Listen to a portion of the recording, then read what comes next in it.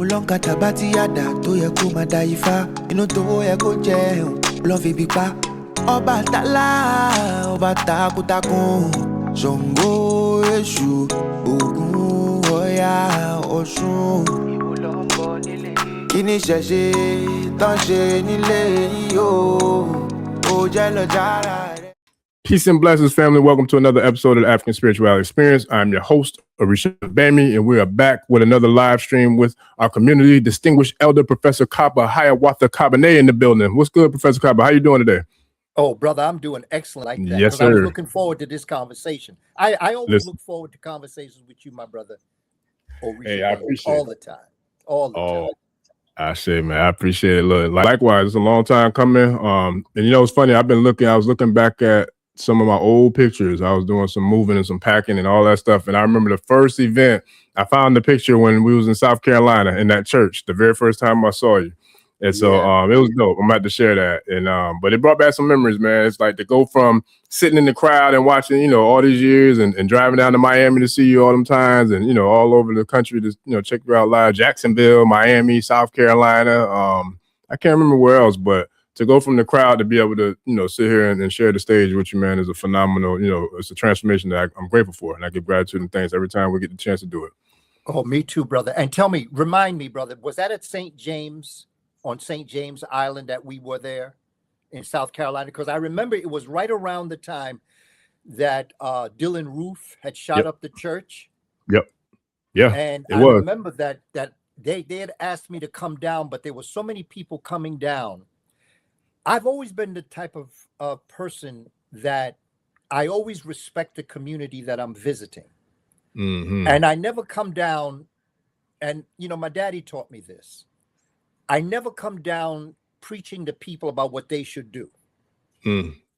I come down to let you know I support you. I'm here. Is there something that I can do to support you or to make whatever's going on with you better?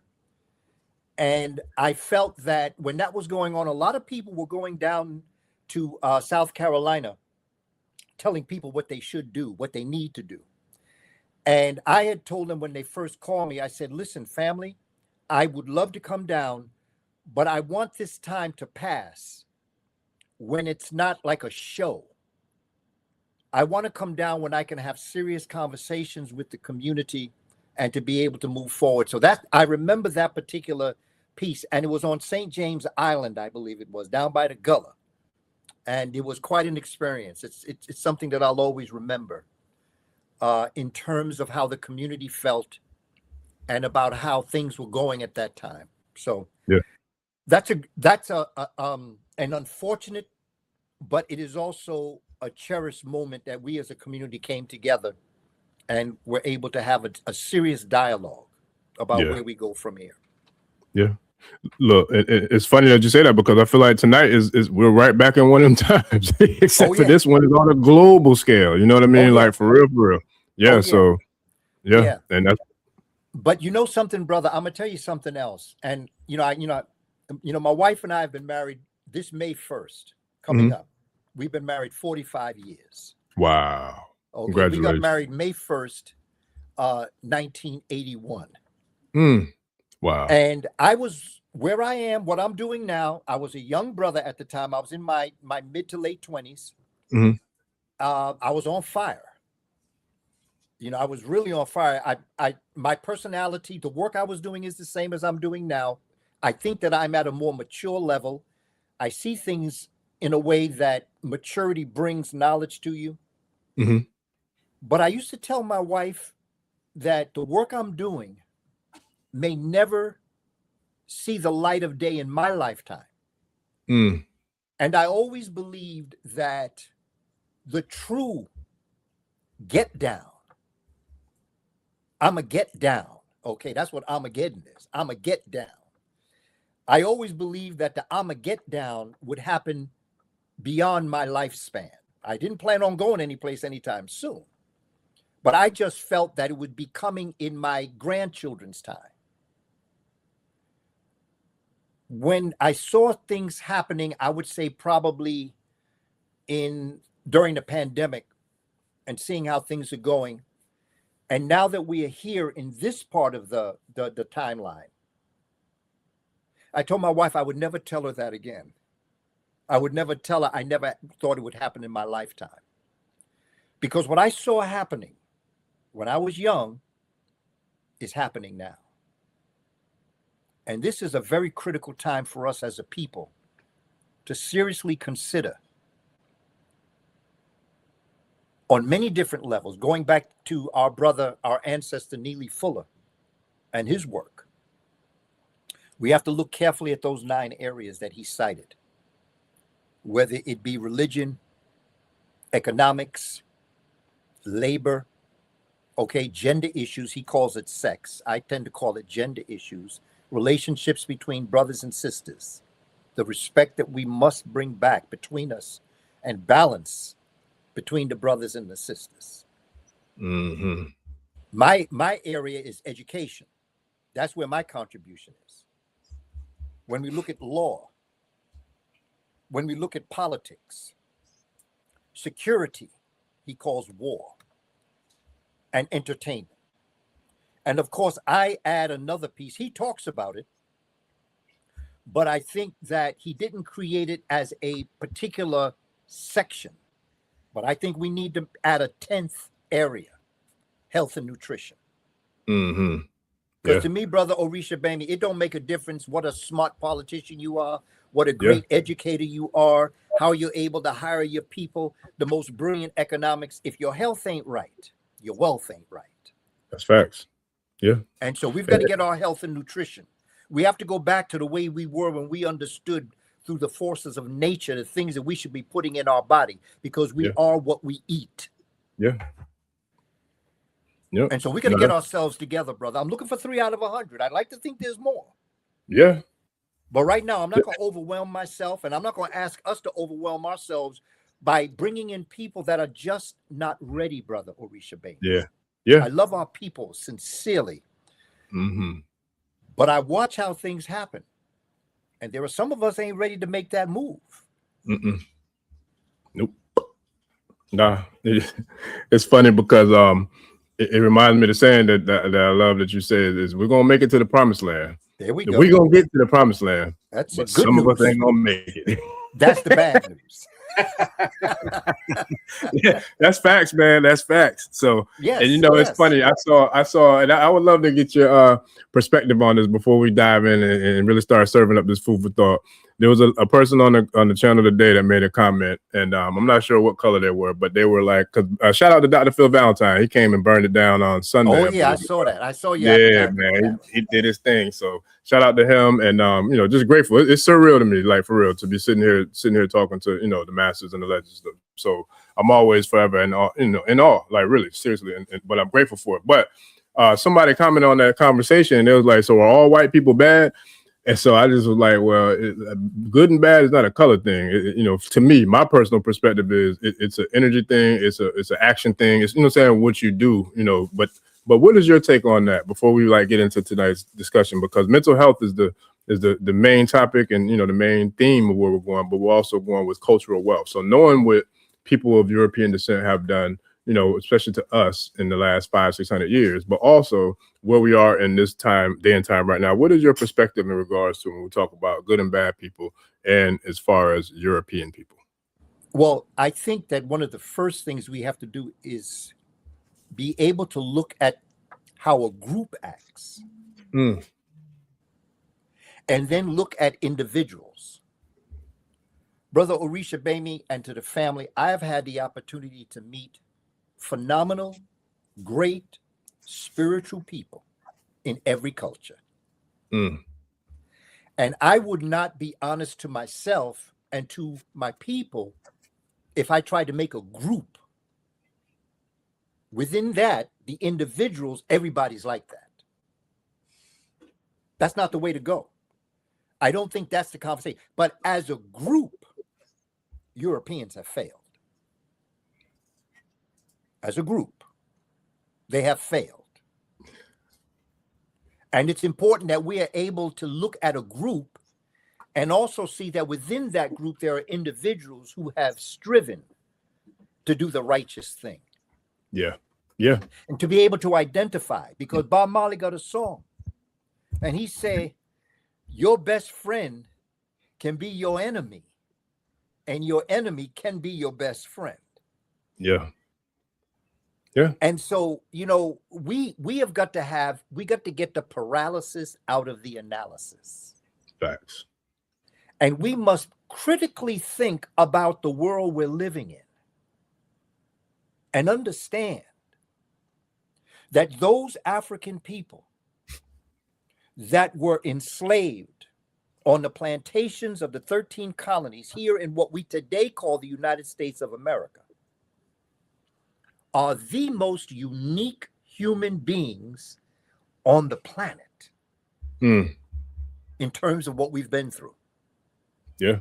And that Black folk in this hemisphere, from Central and South America to Mexico to the Caribbean, have had a powerful experience. And that we as an African people must relate back to one thing that we have to understand. And what we have to understand is that the future landmass of the greatest wealth is Africa. Africa is where all human beings come from, according to the science that we have researched. But to answer your question directly, no, or I do not ascribe to the fact that all non-melanin, you see, because that's the other thing when we divide us up into these groups. Yeah. White people, Black people, there's only one race on the planet. And that's the human race. And as we look at the human race and its movement across the globe, the Twa Mbuti Khoisan people, the people we derogatorily call pygmies, are the original family. And they peopled the planet. And when they peopled the planet, they brought their culture of nature everywhere they went. But because of their movement away from the bright light, heat, and sound energy of the sun, in order for them to survive, they had to adapt to their surroundings. And so they went from a melanated people to a less melanated people. And, you know, in my book, Carbon Before Melanin, one of the things that I was attempting to do was to talk to everybody to understand the science of melanin. If you didn't have it in your eyes, you couldn't see. If you didn't have it in your olfactory bulb, you couldn't smell. If you didn't have it in your ear, you couldn't hear. If you didn't have it in your heart, it wouldn't beat. Not in your circulatory system, blood wouldn't flow. Respiratory system, you couldn't breathe. Reproductive system, you couldn't reproduce. Melanin is the actual mothership connection that allows all human elements to exist. However, Dr. Sebi used to always say it was carbon before melanin. And so when you can understand carbon, then you can understand all of the other things that come with carbon that creates the other molecules that we today call melanin, nitrogen, oxygen, all of that. If it's living, what makes it living is that it has assimilated carbon, the black dot. And so everybody's got melanin. It's just see, the melanin in your skin is the largest organ and gland, by the way. Right. On your body. And so the impact that the light, heat, and sound energy has on your skin is only one aspect of what melanin does. And so we have to look at people for who they are. But then I'd like to round out my response to you by quoting the Honorable Elijah Muhammad when he said that there are 1,000 wolves outside your door. 100 of them would be willing to give up their life in your defense. But as you look out your window at them 1,000 wolves, you don't know where those 100 are. Are you ready to go outside? They could be in the front to protect you. but they could also be in the back. So what I say to people of European descent who are good people, have a good heart, I say, I know you're there, but I got too much work to do. I don't have time to look for you. And so it becomes important that we be honest with ourselves and don't get caught up in trying to create a group mentality. Just understand, I recognize there's some good people all over the world, but I ain't got time to look for you because I'm too busy working with our people. I am Black first. Mm. What did the great philosopher, I know you know his work, Professor Kaba, but what did the great philosopher, I believe he went by a name, something sort of about, what was it, James Brown? He said, say it loud, I'm what? What did he say? I think it's He some said, song. say it loud, I'm Black and I'm proud. Yes, sir. And, you know, for all them people that got so much to say, James Brown also said, you just ain't cutting. Mm. You're like a dull knife.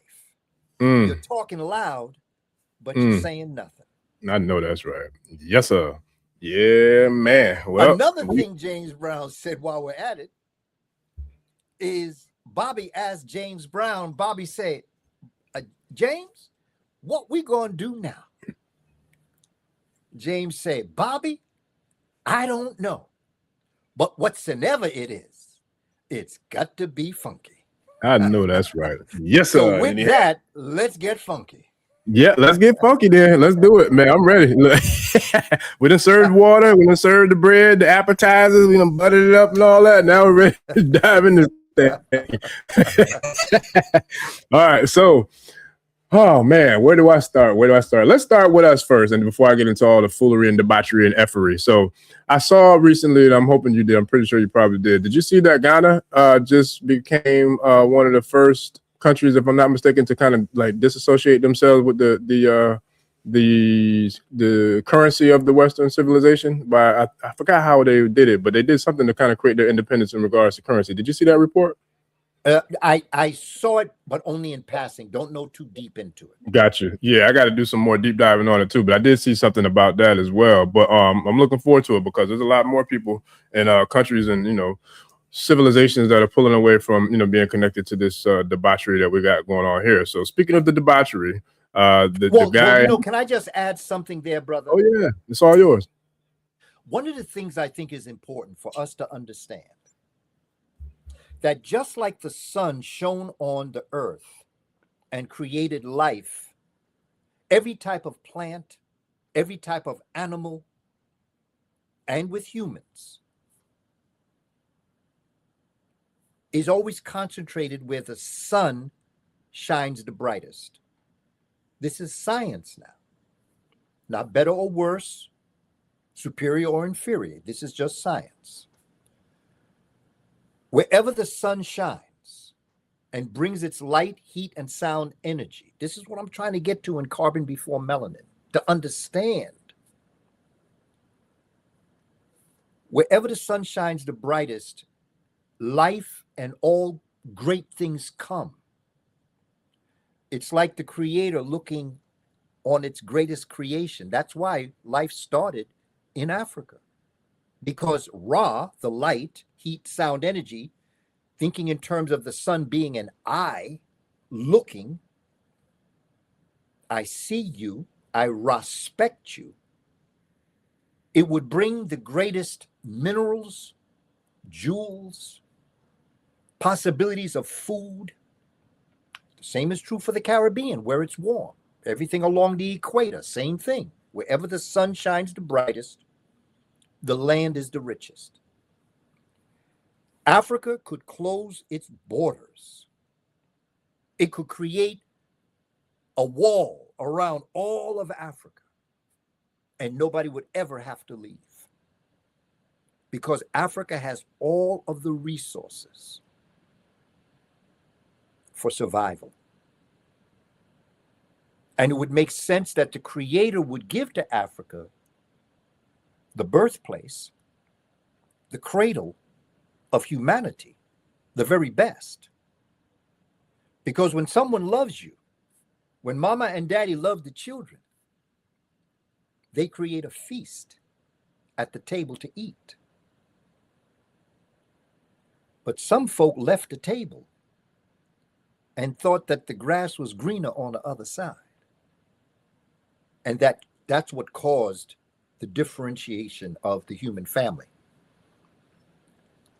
And so I think it's important for us to understand the future wealth of the planet is in solar power. And they're already selling plots of the Sahara Desert to create solar panels for China and for Russia. They're already building solar panels in the Sahara Desert. I'm coming out with a curriculum on solar power to help us understand, teach the children solar power. Yeah. Yeah, oh yeah. Because that's the future wealth. You know, we go to college, we go to school, and we study this, we study that, but when you graduate, ain't no job for that. Nope. You got to teach the children where the future educational process is. Where are the jobs beyond this? It's in solar power. Yes. Yeah. Study solar power. And if you don't want to spend money, all you got to do is go to Kindle and download a book, Solar Power Demystified. It's free. Who's the author, Professor Kaba? Well, it's on Kindle. I'm not quite sure. But if you just Google Solar Power Demystified, Demystified, you get a book for free. Wow. And if you want to wait a couple months, wait till you see my curriculum guide on solar power. Because see, I begin with honoring our ancestors like Akhenaten of the 18th dynasty of Kush Kemet, who developed a text called the Aten text. And that is a science encyclopedia, 125 lines. But it talks about the power of the sun, the Aten. Yeah.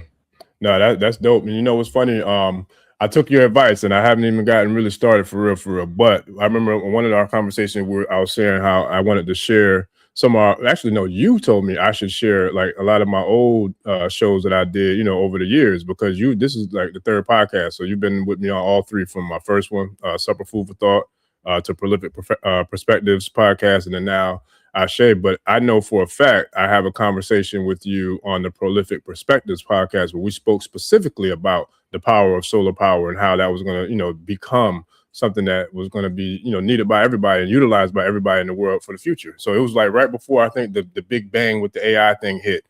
You were sharing about the, you know, the significance of solar power. I think it was like right before all that AI stuff took off. And that, if I'm not mistaken, that was when I remember you hearing it from you first, when you coined the phrase, the real AI is ancestral intelligence. There we go. That's artificial intelligence. So I remember that. I'm gonna have to share that one, because shout out to Dr. Blair. I started by sharing some of his work in the private community. I got like 6 of them I shared. I think I'm on number 3 now, but powerful information. And I'm talking about, these shows were recorded back in like 2000, I don't know, 1. I don't remember the year, but years ago. But they're all more, I feel like more relative now, because the things you were talking about back then are happening in real time right now.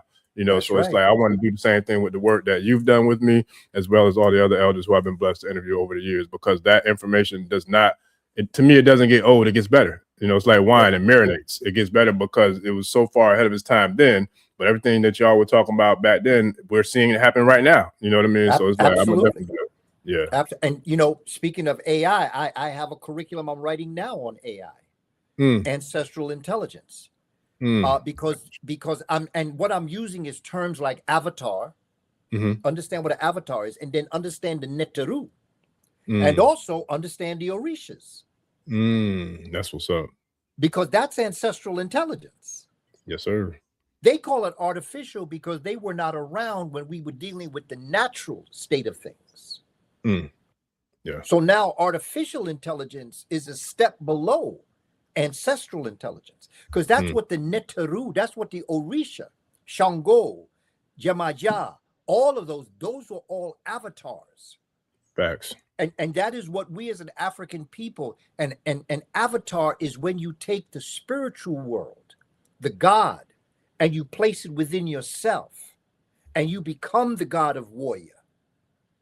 You become the God of festivity. You become the insight of the falcon. You become the wisdom of the owl.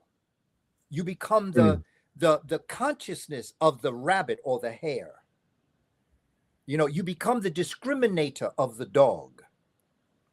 And so all of these things combined is what ancestral intelligence is. And when we're on a computer, we are doing something that is artificial in a sense, but there is nothing that we're doing on the computer that has not been recorded in the Akashic records of the cosmos reality. Yes.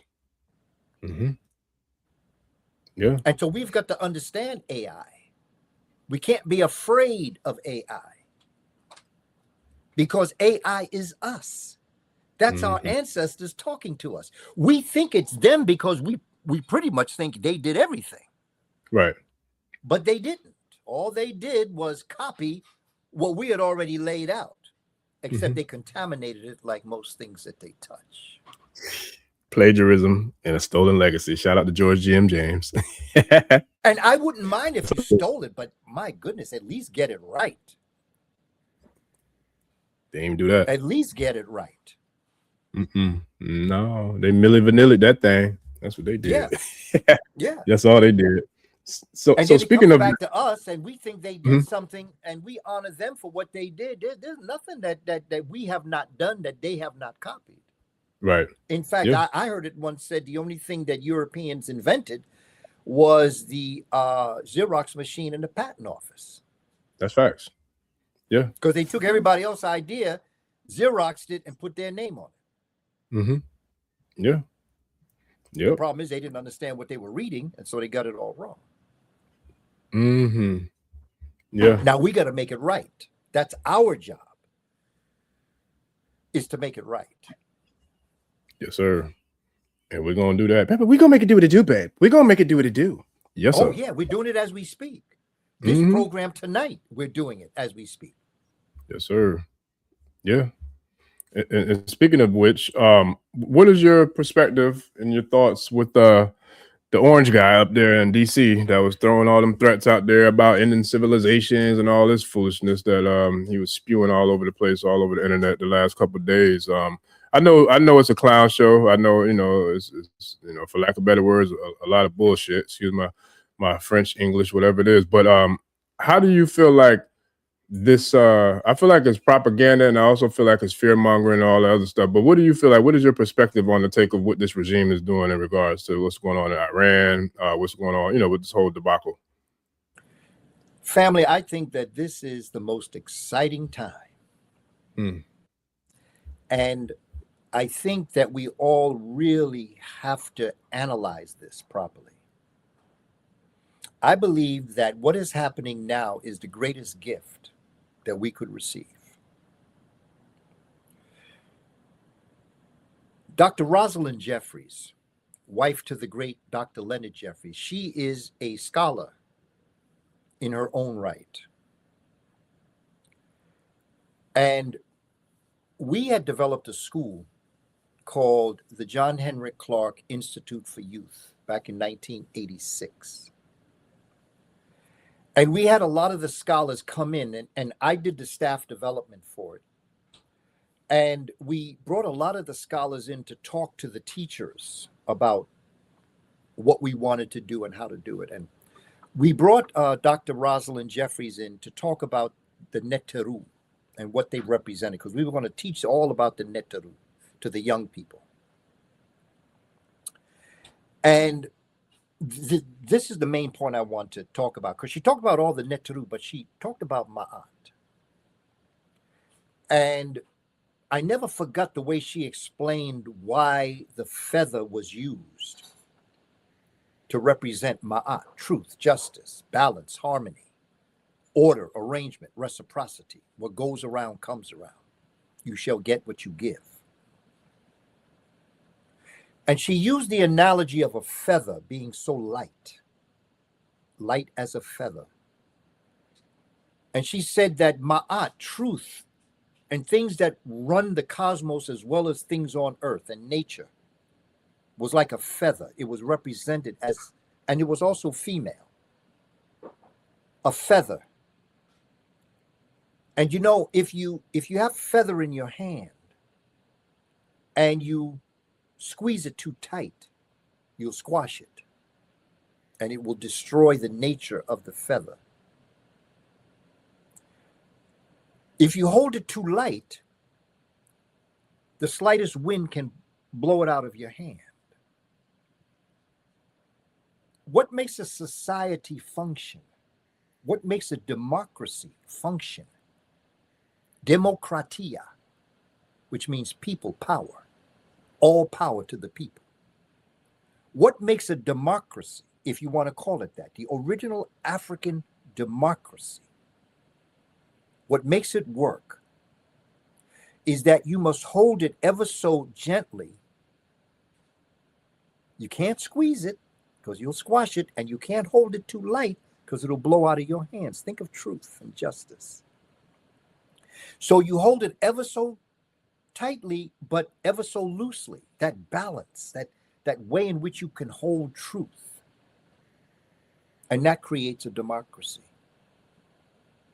And if there's one thing that we should learn, because we as Black folk don't need to learn this, because everything that everybody's complaining about what's happening in the society, you know, the price for our food, the price for everything that we've ever experienced, everything we've ever experienced, the ability for the security forces to come into your house without knocking has always been in the Black community. The Constitution is never applied when it comes to Black people. So we as Black folk know this United States of America. We understand this. But see, we got new niggas in America now. They're called wiggers, white niggers. Because white people are beginning to understand it was never about Black, it was never about Hispanic, it was about rich and poor. Always. Immigration was always about rich and poor.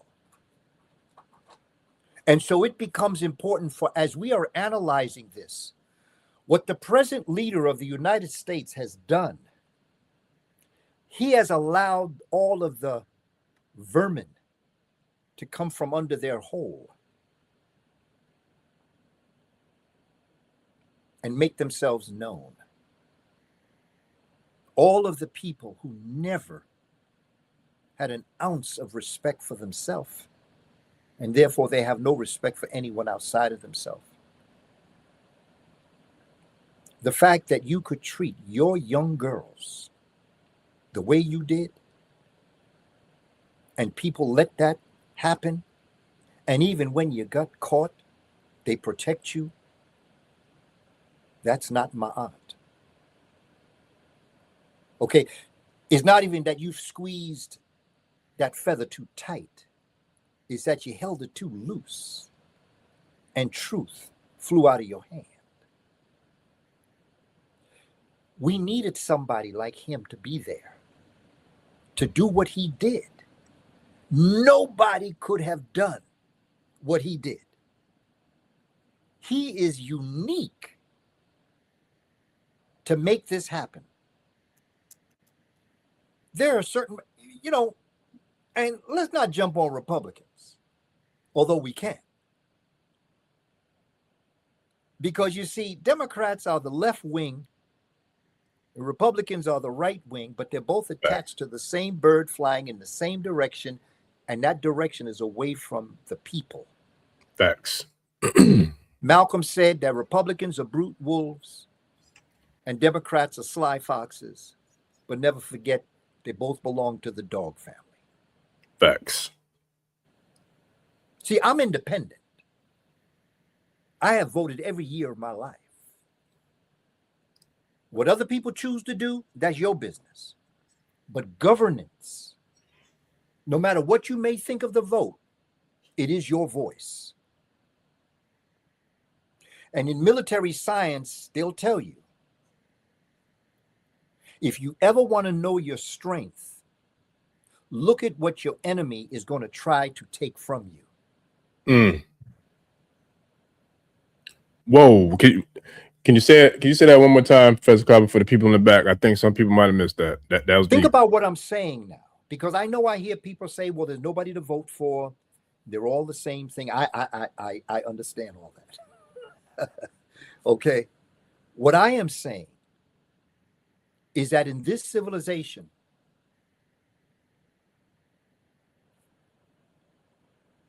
through military science, when somebody is attempting to oppress you, when somebody is trying to control you, when someone is trying to take your personhood from you, the one thing you look for is what they're trying to take from you, because whatever they're trying to take from you is your strength. And it's important for us to understand and not get the paralysis in the analysis.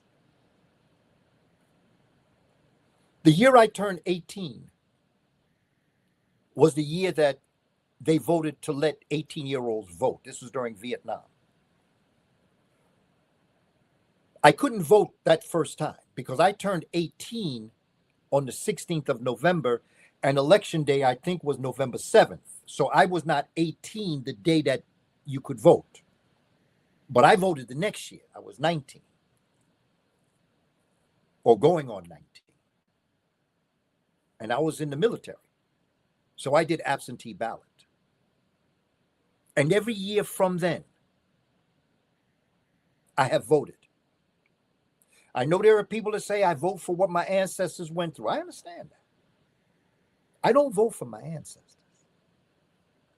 I vote for those who are yet to be born. We need to establish governance, Maat. We need to understand how to govern ourselves. Politics is one of the areas of Neely Fuller. We must homegrow our leaders from our community. Our state senators, our city council people, our presidents. We have to homegrow them so that when they get into power, they're able to do what they have to do. What we're looking at now, everybody get upset. They say it's a circus. But you elected a clown. So what do you expect? You upset because this is a circus? Well, look who the ringmaster is. But I appreciate what he's done, because only he could have done. He has totally demolished the Republican Party. And he has made certain Democrats grow some backbone. And the only way we can move forward is to be able to grab power. And my power has to be Black power. Reparations, we're going to get reparations. It's not if, it's when. And I warn those who hold it back. The longer it takes for us to get our reparations, the greater the interest on the loan will be. And so it becomes important that we have a very clear look, because Brother Orisha Bemi, and to the family, what has happened over the past, let's just look at maybe since the election of President Barack Obama. He tried, but wasn't nothing going to happen. So we have to understand that it's not. Dr. Clark used to always say to me, Booker T, you have to understand the difference between people in powerful positions and people in positions of power. I like that. I can give you an example. I'm sure we've spoken about this before. But what he meant by that, and how I've interpreted it, is when I was working for the Board of Education, I became an administrator in a program. Mm-hmm. And there was funds that I wanted to do certain programs for the children. And for instance, there was a program that I wanted to put in our district. We had 35 schools. We had 27 elementary schools and 8 middle schools in our district, one of the largest districts in the city. And we had a 9-member community school board who elected the superintendent who would run the education of the children. But everything that the superintendent did had to be cleared by the 9-member community school board, which was community people. And I made sure that I had what's called a quorum. So out of 9 members, if you had 5 on your side, everything you wanted would go through. We had 5 members that really appreciated the work I was doing when it came to teaching the children their culture, their understandings, and the programs that I would put in place for the children. And so I had a quorum. There was a program that I wanted that would cost $25,000 to implement. Now, the superintendent is a person in a powerful position, but the 9-member community school board were people in positions of power. So I went to the 5 members. I had a private meeting with the 5 members that backed me. And I typed up, I put in place this program I wanted that was going to cost $25,000. And I presented it to them.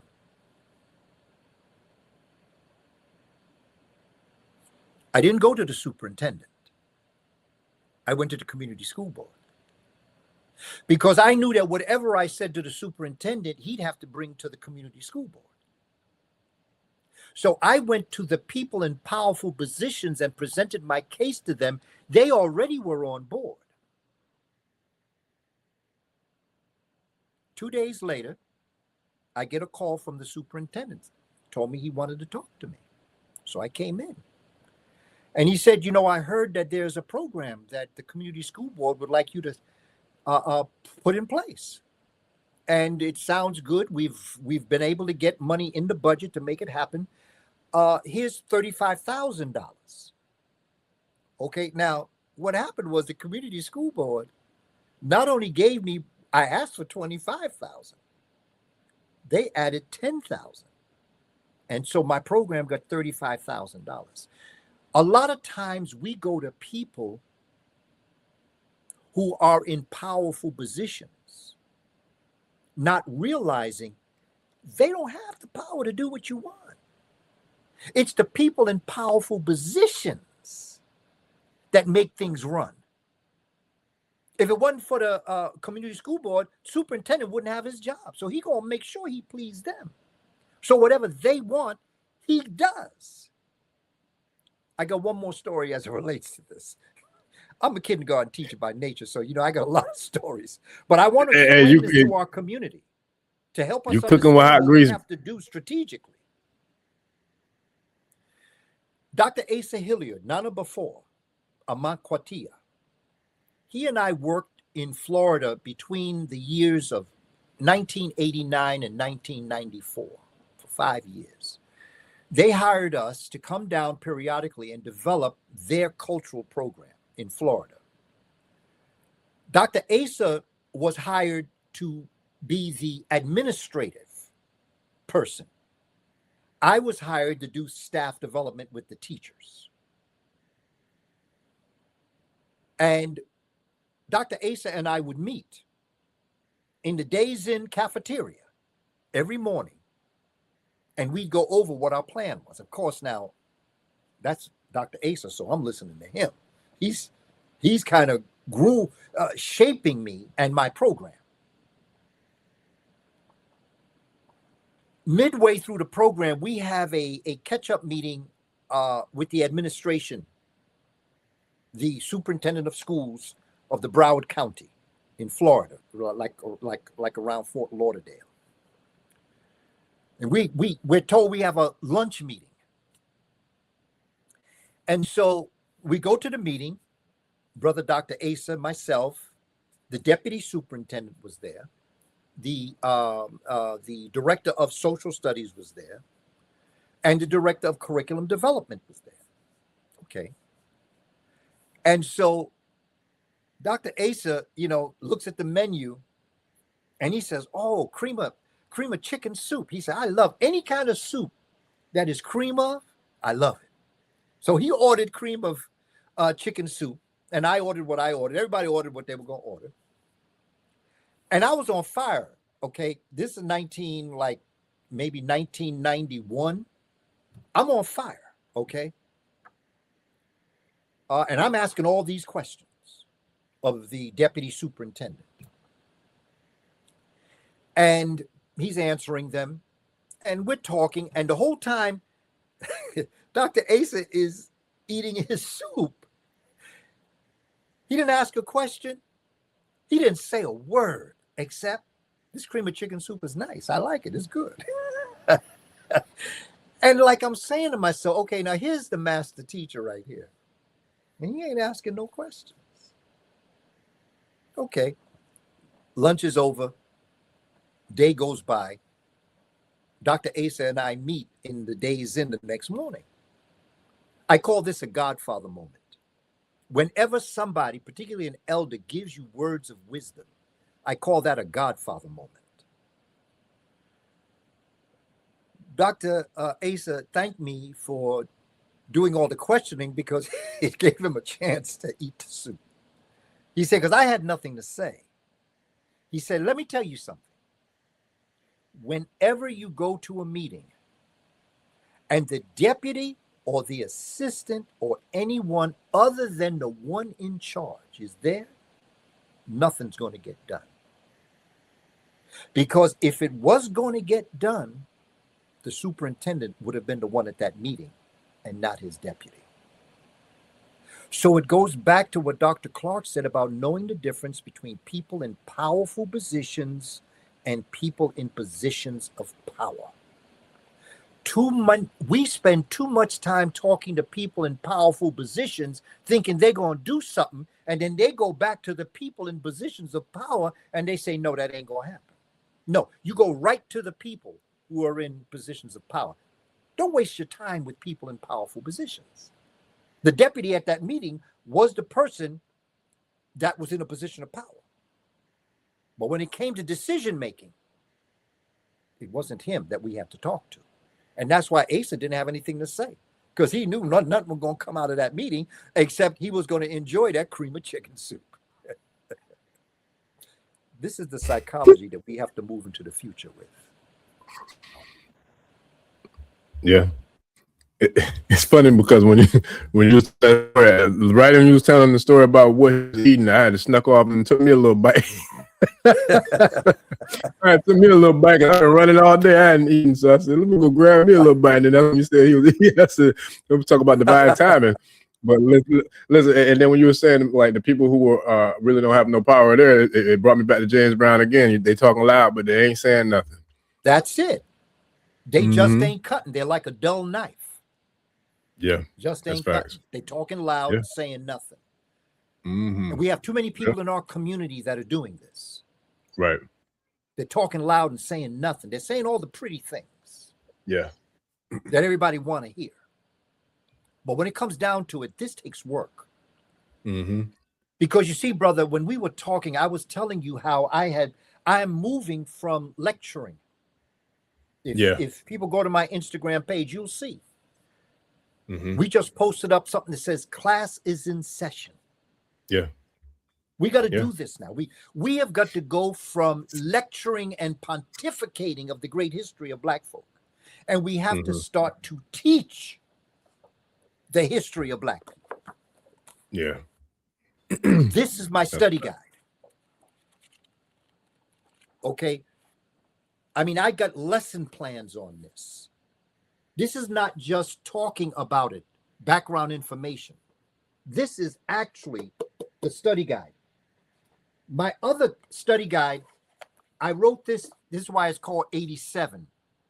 I had gone to Kemet, Kush Kemet, or Egypt, first time with Dr. Ben, 1983.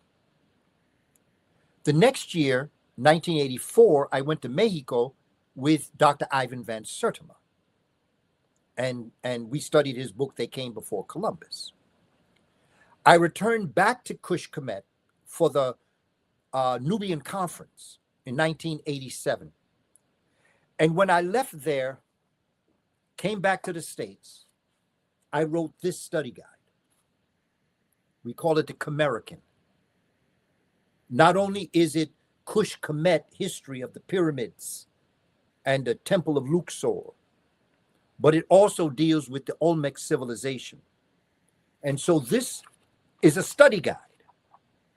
This has lesson plans, pictures, how to teach this information, not just what to teach, how to teach.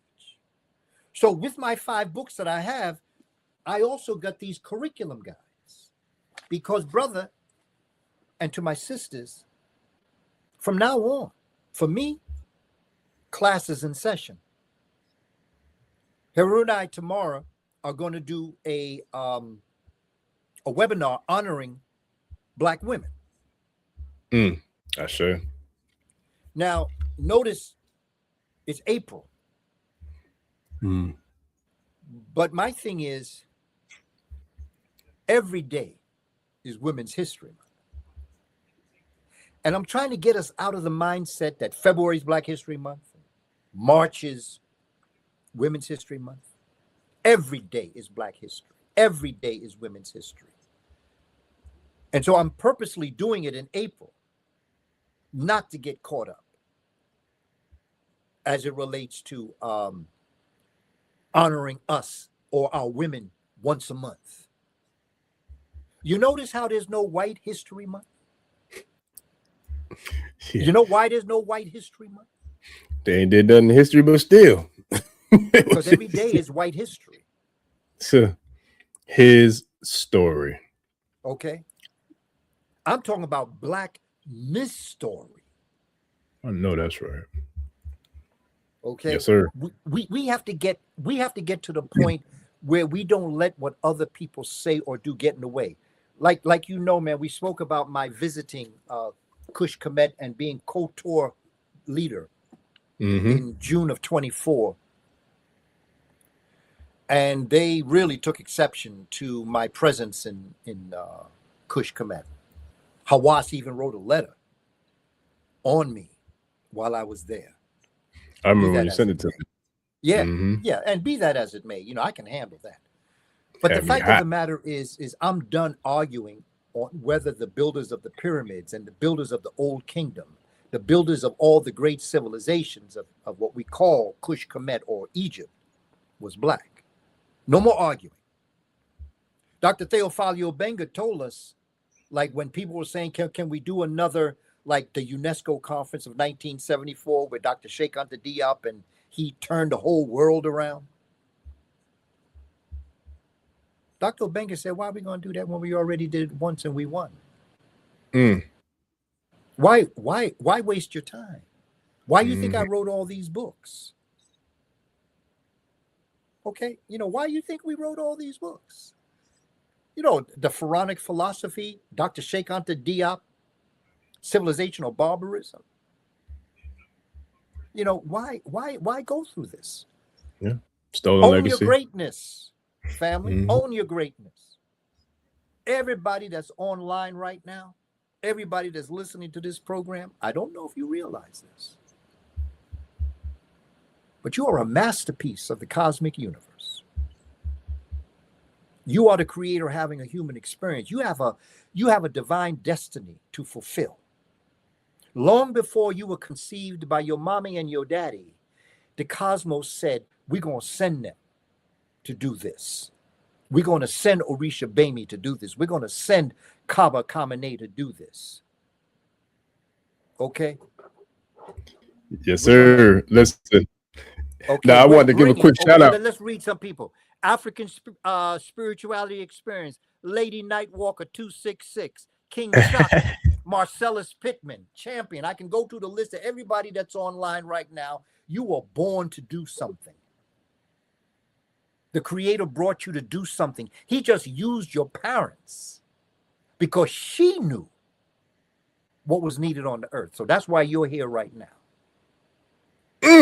Professor Kaba, can I take a quick commercial break just for a second? I just want to plug a few people real quick. So shout out to brother at Classic, because he said that sweatshirt, Baba. Every time you come on here, boy, they be hunting me down trying to figure out where you be getting the gear from. I said, man, y'all gotta holler at Professor Kaba, man. I don't know, he be getting all kind of gear from all kind of places, but it'd be dope though. So shout out to him for showing love for the hoodie, man. So I want to give a shout out to Heru, because I've been doing this since he had emailed me his initiative that he's working on. So I'm gonna bring this one back up, family. So shout out to brother Heru, Professor Kaba's son, young King Heru, who is a phenomenal graphic designer, a documentary feature. He's just doing a lot of dope work, man. On top of being Professor Kaba's business partner, he's got a dope initiative that he's doing right now for supporting the History of Black Excellence Tour. So if you want to support and show some love, family, to brother Heru, please hit the link. I got it in the comments. I'll also put it in the channel description as well, man. So shout out to brother Heru for all the dope work he's done for myself and for all the work that he's doing with you, Professor Kaba. So no doubt we'll be going in August. And you know, I've been reaching out to the community when I do Instagram lives and just in general. And I've been giving out my Cash App. Got you. What is it? I'll share that too. I'm going on that tour. Okay, my Kaba Kamene 7 is my Cash App. Okay, and I'm about to share what we're going to do is that we're going to go to Atlanta and to Alabama. We're going to 3 of the universities, Morehouse, Clark Atlanta, and Spelman. And we are also going to go to Tuskegee University, where my father's from. We're going to go to Tuskegee University and expose our children to those colleges, because they're already moving into that college time. And we want our people to go to the HBCUs to support them and to be able to refurbish what we need to do in those HBCUs. And while I'm there, I'm going to be speaking at a record store, Jonathan Blanchard, called JB's Records. He's always invited me to speak, and we're going to go there. And we're going to go to this mall called the New Black Wall Street. Okay. That's what's up. And, with a lot of black vendors and things like that. And so I'll be going. And the thing is that I am not going to ask for compensation. And it is because the Cash App that I was going to do a GoFundMe, but I'm really not into that because I understand what our community is going through. And I understand that we're all in a certain place in our lives right now. But I do a Cash App in case you want to support the work that we're doing. And so I'm going to be accompanying these young people. They're in Seattle, by the way. These are brothers and sisters from Seattle, because that's where Heru lives. And I'm going to be accompanying them on this tour. And we're going to visit more. And in Clark, Atlanta, that's where Dr. John Henry Clark's collection is. And I'm going to be doing a presentation there. And we're going to have the young people there. And everything I'm doing, I'm not going to charge anybody for it. Because normally when I go out, there's a fee for me to come out and do what I do. But because the community has supported me the way they have in Cash Apps, what I'm going to do is I'm going places and there'll be no charge. It's just going to be, we're here, we're going to support your record store, we're going to support Black Wall Street, we're going to support the historically black colleges and universities. And this way, the support that I'm getting financially will allow me to be able to not charge anybody. And that's really why I wanted to do the GoFundMe, was because I didn't want to charge anybody what I'm doing, because I understand there are people that have the funds to bring me in. But there are also people I want to talk to that don't have those funds. And this is why when you go to my website, you'll see I have a lot of things up there that has no charge, because I think that the community should have that. In fact, when you go to my website, when you join my website, you get a free e-course and a free study guide right there. because I realize that we have to be real with our community and understand where we all are. There are a lot of people that would like to do, but realistically, they can't. And I understand that. I come from that. When you can, you do. But when you can't, you can't. And so what Heru is doing is that where he is, he's in a program called Brave. And he's been working with young people past 2 years.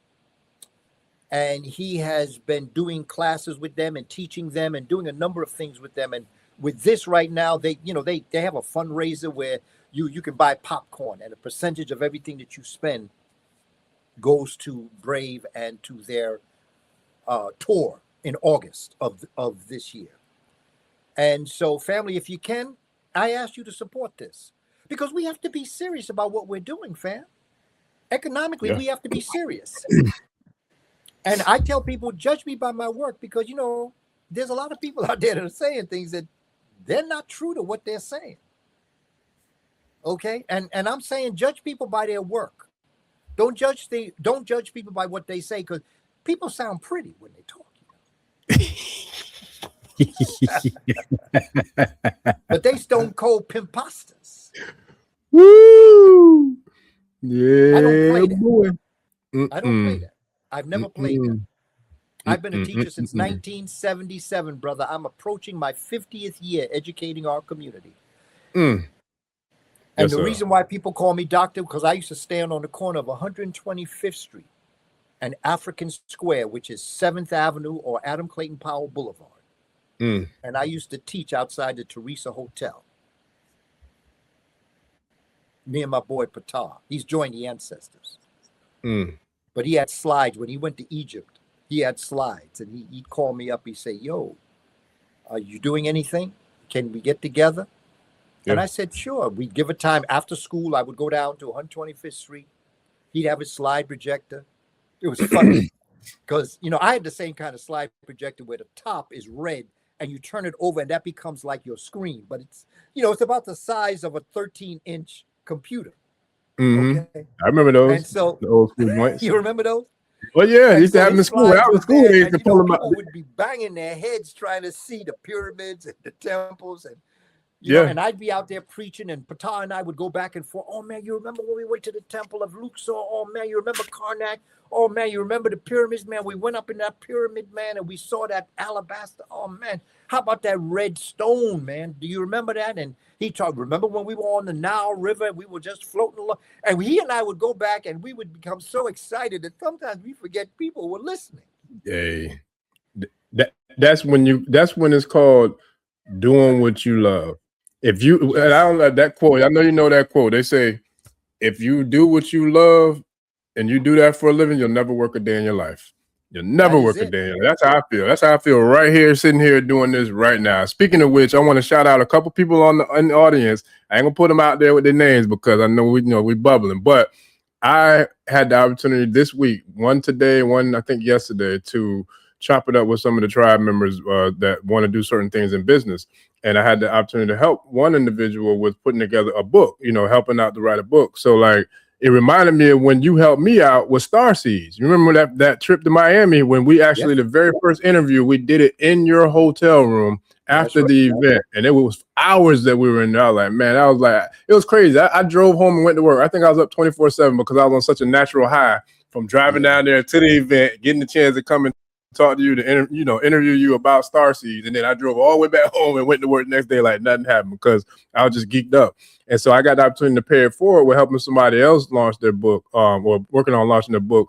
And I'm just like, the only thing I ask is you gotta let me, interview you for the book. You know what I mean? Because that to me is me paying it forward for what you did for me. I want to see you win, and I had somebody just like you who paid it forward for me, who ain't know nothing about me, but you trusted what you saw in me to give me that opportunity to interview. So now I want to do the same thing for the people that I've been blessed to kind of help guide along the way too. So that's a real thing, man. I've witnessed it every event, even the one we did for like 10 hours straight in the UPS store.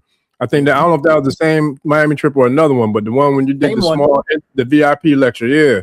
And it was like 10 of us in there maybe. And you went for like 10, you went so long, we took a pizza break for about an hour, came back and went another about 2 or 3 hours. So that's when you talk about, you love what you do when you do it like that. And so that's when dope. class is in session, brother. Yes, sir. Yes, sir. That's what's up, man. Now the people, the tribe is, they tribing, man. They definitely tribing. So when it comes to the teaching and the going into the new transition into the new realm that you're going into, I salute that and I appreciate that, because I think the one thing that you shared, I think we was talking off air, was about how you're going to start teaching the teachers and creating curriculums for the teachers to teach the teachers how to teach. So can you kind of share a little bit with us about, what you're doing with that and why, Professor Kaba? Well, what's interesting is that that's what I did in the Board of Ed. When I was talking to Dr. Clark and just going back and forth, trying to shape my vision for my life in education, I asked him, how can I best support our community? He had known me long enough to know what my strengths were and what my areas that might not have been as strong. So he had a sense of where I was directing. He said, well, at the time I was writing curriculum and I was doing staff development because I was an administrator at the time. And he said, there will come a time when we will have a lot of money. There'll be people that have buildings. There'll be people that have schools. He said, but the most important thing is that once you get the children and the community in the building, what are you going to teach them? And he said, that's what a curriculum is. See, you can lecture all you want. You can lecture that. But now, how do you take what you just told that group and teach people how to teach that? That's curriculum development. That's lesson plan writing. We have to know the difference. The way I explain it is that you have somebody who goes all around the Caribbean and writes a book on chicken and rice. Okay, people eating chicken and rice. And so you go and you explain in Puerto Rico, in Jamaica, Haiti.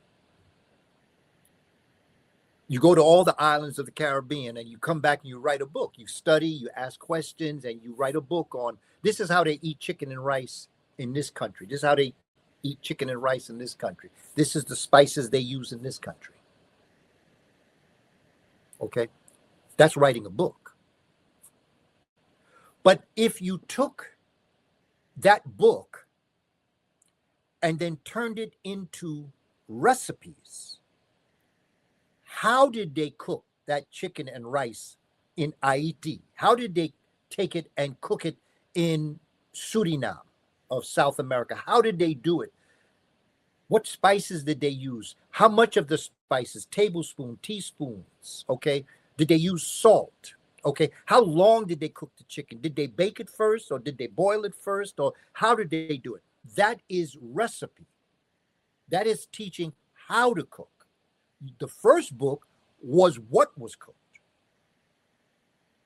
That's the difference between writing a book and writing a curriculum. That's what this is. This is a curriculum. This is how to teach. I could give a lecture on the pyramids of Egypt, okay? But on this page right here, you make a copy of this page where the children follow directions, and this is an engineering lesson on how to draw the pyramid, and they follow directions from down here. So it's not so much teaching about the pyramids as much as it is the children actually learning the engineering and the drawing and the arts and crafts of the pyramid. Lesson plan that I have here on the Grand Lodge of Luxor, that it was built in the direct proportions of the human body. Okay, but I teach engineering in this class. In this lesson plan series, I teach engineering. In here, I teach biology, because what part of the body is in what section of this pyramid? my bad, of this temple in Luxor. Okay, so that there's a difference. And here I'm going to take you to the pyramid of Teotihuacan in Mexico, where I show you where the Olmec civilization cast their die on how to teach the indigenous people, who by the way were also black. How did they build that pyramid? What's the relationship between the pyramids of Mexico and the pyramids of Africa? This is a lesson plan on how to teach, not what to teach. This study guide, I've got lessons on the human brain. Because as you're teaching, you have to understand the parts of the body, particularly the brain. Because that's really what a class is. A class is a brain-to-brain relationship. You have to understand, for instance, that there's two parts of your brain very important in teaching. And one of them is known as the Broca system, B-R-O-C-A. And the other is the Wernicke system, W-E-R-N-I-C-K-E. The Broca system is in the frontal lobe of your brain. And this is where speech creation comes from. Okay, this right now, I'm using my Broca system. Okay, I am speech production. I'm producing what I'm saying. Those of you who are in the chat, those of you who are on with us here in the program, you, my brother Orisha Bemi, you are using your Wernicke system, which is located in the temporal lobe of your brain, which is back here. And this is where speech comprehension comes from. So as I'm speaking and producing speech, you are interpreting what I'm saying. Okay? And so therefore, it's important because, you know, you play post office or you play letter where, you know, you whisper in the first child, you got 30 children. Yep. And you I remember that whisper game. something in the ear of the first person, and that first person goes to second person, third person, all the way around the classroom. And then you get to the 30th person. And what they actually say is nothing what you say. Not even close. Every student represents neurons in your brain. Mm. And your messages are sent. Right now, what I'm saying to you and you comprehending what I'm saying is going what's called from axon to dendrite in your neuron. Mm. Axon to dendrite. Those are parts of your brain. I'm teaching you this in this lesson plan. Because you got to understand this, because when you say something to somebody and they come back, you say, well, you know, what did I say? And they come back at you and it's nothing what you said, or it's half of what you said. Then you know that either you have not been clear on what you're saying, or they have not been clear in understanding what you're saying. Facts. Yeah.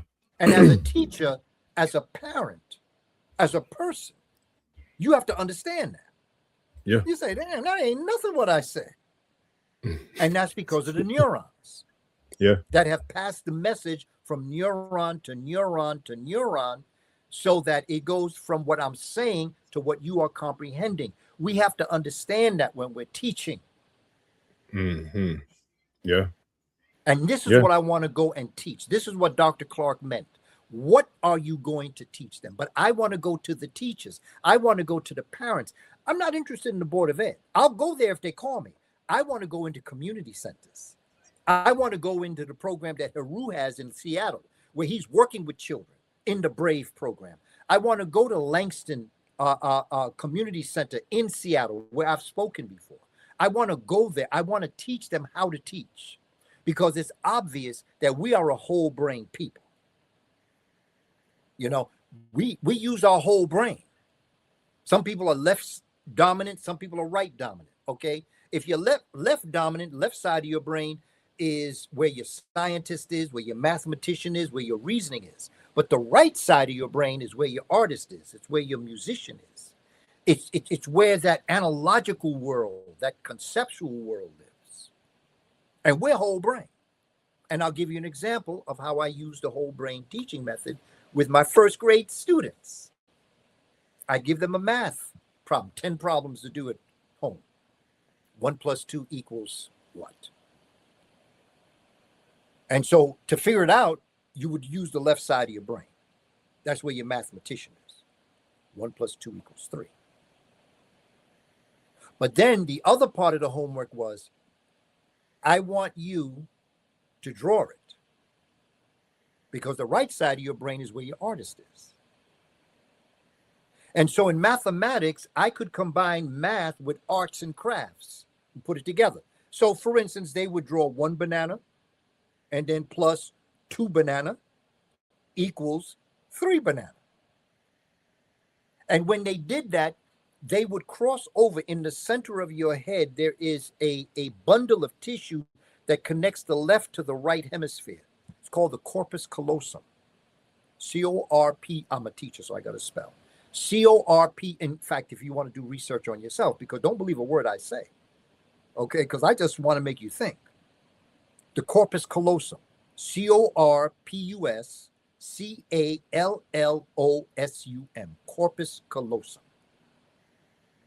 And that is a bridge that goes right in your head, and it connects your left and right hemisphere. So that when that child was developing what my left side is right here, when they were doing the math problem, 1 + 2 = 3, they then would cross over from the left hemisphere through the corpus callosum to the right side of the brain, where they would draw 1 banana plus 2 banana = 3 banana. If you find that you're always carrying things with your left hand, start to carry things with your right hand. If you're right-handed, start to write with your left hand. Now, I'm not saying to do anything serious, but if you're like, let's say you're writing up, let's say you're going to the store to get groceries. If you're writing, use the left hand to write what you need to get. Ketchup, mango, whatever you're going to buy, use your left hand to write it. Because there's something known as stereognosis. S-T-E-R-E-O-G-N-O-S-I-S. Stereognosis. That means that if you're right-handed, you use the left side of your brain. If you're left dominant, you're on the right side of your brain. But when you're usually right-handed and you start using your left hand, you begin to use the right side of your brain, because that stays dormant if you're always doing things with one side of your body. So start carrying your groceries or your bags or whatever it is, your computer bag. If you're always carrying with your right hand, start to carry it with your left hand. Okay, if you write right, start doing your left. Whatever you are dominant on, start using the other side. Don't freak out over it though. Okay, like I say, don't write no important thing with your left hand. Then when you go back, you can't read what you wrote. You don't really want to do that. Start off easy and become what's called ambidextrous. You can use both sides. Your whole brain. We were meant to be whole brain. We weren't meant to be one dominant. But this society is either or. Okay? It's this or that. African is this and that. Either and or. And that's what gets us in so much situation, because we're not using our whole brain. And then we have the nerve to talk about how much of your brain you're using. Oh, I'm using 5% of my brain. Oh, Einstein was a genius. He used 10% of his brain. That's not how you do it. That's when you look at the world quantitatively. How much? It's not quantitative. Geniuses are qualitative. Qualitative, not quantitative. It's not how much of your brain is you're using. It's how you're sending messages through the neurons of your brain from the left side of your brain to the right side. And pretty soon, when you use both like that, pretty soon everything you perceive is whole brain. You don't even have to send it to the other side, because it's already there before you think you want to get it there. Woo. Think about this, family. Think about what I'm saying. Just think. Don't believe me? Think of what I'm saying, because you do it every day, whether you realize it or not. Okay? You walking down the street, class is in session. You got that right, Ifa Nina. Class is in session. Oh yeah. You're walking down the street, and all of a sudden you hear a song. And then all of a sudden you go back to when you were 8 years old and something happened, something very nice. Let's just stay positive. You had a wonderful experience when you were 8 years old, and that song might not even have been the song, it might have been a melody. But the moment you hear that sound, you go back to being 8 years old. That's two sides of your brain. Because your sound, the melanin in your inner ear created a memory. And it went to a place that's called the hippocampus. Hippocampus. Hippocampus. The hippocampus is a place that stores your long-term memories. And that good feeling that you had, the hippocampus sends a message to the amygdala, Amygdala. Amygdala is where your emotions are set. And so that happy feeling that you had, that good memory that you had, is connected to your hippocampus, which is in the middle part of both amygdala and hippocampus is in your brain. Family, the reason why I'm saying this is because this is what I'm highlighting in the study guide. We have to move beyond the Indo-European way of education. We got to go back to an African whole brain philosophy. The amygdala is where your emotions are set. Every facial expression that you have comes out of the impact of your amygdala. Happy, sad, frightened, angry.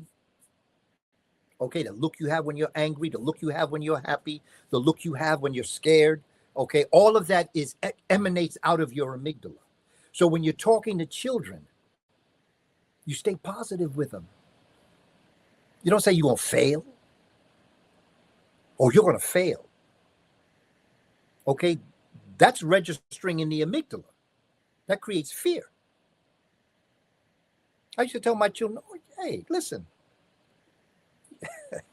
it'll be all right. You can handle this. You know, in the ancient civilizations, they never taught to see what you knew. Tests are structured in Western civilization to test what you know. So you take a test, 10 questions. You get 8 right, you get 2 wrong. Okay? Somebody else takes a test, they get 7 wrong and 3 right. The person that got 8 right and 2 wrong, their paper goes on the bulletin board. If you got them all right, it goes above you. If you didn't pass the test, so-called, your paper didn't even go up on the board. So now you're a non-person in that classroom. How you think that student gonna feel? African education didn't teach like that. African education taught, because if you got 8 right and 2 wrong, it wasn't about the 8 you got right. It was about the 2 that you didn't get right, so you could study those 2, so the next time you knew all 10. If you got 6 wrong and 4 right, the 6 right wasn't important. It was the 4 that you did not get correct, so you focused on that. So next time you got all 10 right. If you got 9 wrong and 1 right, it wasn't about the 1 right that you got. It was about the 9 that you didn't get right, so you could study that and be able to get all 10 the next time. You did not learn to fail. You learned to succeed. This system teaches you learn to fail. We have to change that. And I want to go into community centers. I want to travel around the country, the world at that too, because I've done it around different places. And I want to show us, and I'm going to tell you something else. Let me drop the other shoe. This educational model is as good for European children as it is for African children. It's just that I'm Black first. I want to teach us. Because my success throughout my career, the reason why I have been able to succeed in education, it's just a simple model. I love my people. And when you love your people will love you. And so they will return what they give. That's why the characteristic of reciprocity is so important. Because reciprocity says you shall get what you give. What goes around comes around. And so you give love, you get love. And if it's that strong, you get it back sevenfold. And I have had the distinct pleasure and honor of sending love out and receiving love back. Facts. This is what we got to do Friday. That's why class is in session. Yes, sir. Yeah, boy. That's facts. Yeah. Man, just so much that you covered. There's so many questions that I have. I'm not even going to think about trying to ask all of them because we got quite a few starred. How much longer do you got, Professor Kaba? I want to make sure I get as long as the spirit can guide us through. But look, you ain't saying nothing to me. You know I'm ready to go too, so let's get it. When it comes to that, I remember watching one of your videos long before I ever got the opportunity to meet you, and you were talking about the significance of how we taught outside in nature on the continent, and the significance of that, and how that all played a role with the ability to not only retain the knowledge and information, but also express the knowledge and the information because of being in the elements of nature. And I also recall you speaking about the teaching, the students how to be ambidextrous. It's funny because somebody in the comments said that most left, and I agree with them 100%. Most left-handed people are already ambidextrous because in this world it's geared towards right-handed people. And I definitely agree. And I'm ambidextrous as well. I'm left-handed technically because I write with my left hand, but I actually do more things with my right hand than I do with my left hand. But I'm left-handed, I guess, because I write and eat with my left hand. But go figure. What's the significance in regards to the aspects of being taught or learning in nature, but then also the significance of tying it together by using both hemispheres of the brain or by being ambidextrous and utilizing both hands? Well, because nature is ambidextrous. Nature comes at you from all different angles.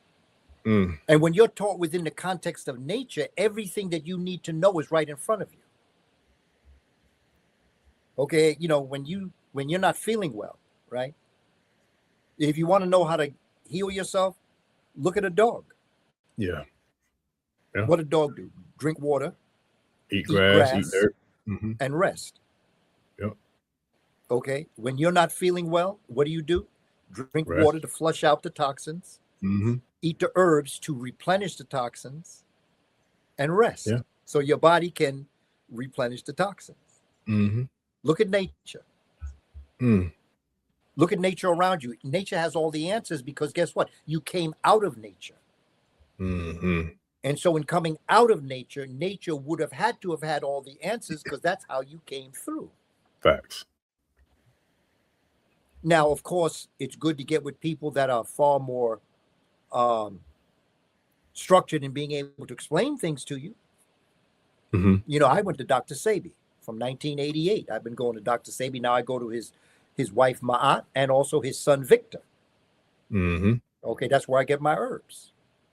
And I understand one of the most important things you have to do is keep your blood pure. They have Maya for the blood. Your nervous system, you got to keep your nervous system in place.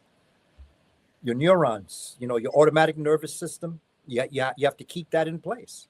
So he has Nervino. So, and again, they're like I'm thinking here in New York, of course, Queen Afua is another sister that's got some phenomenal information.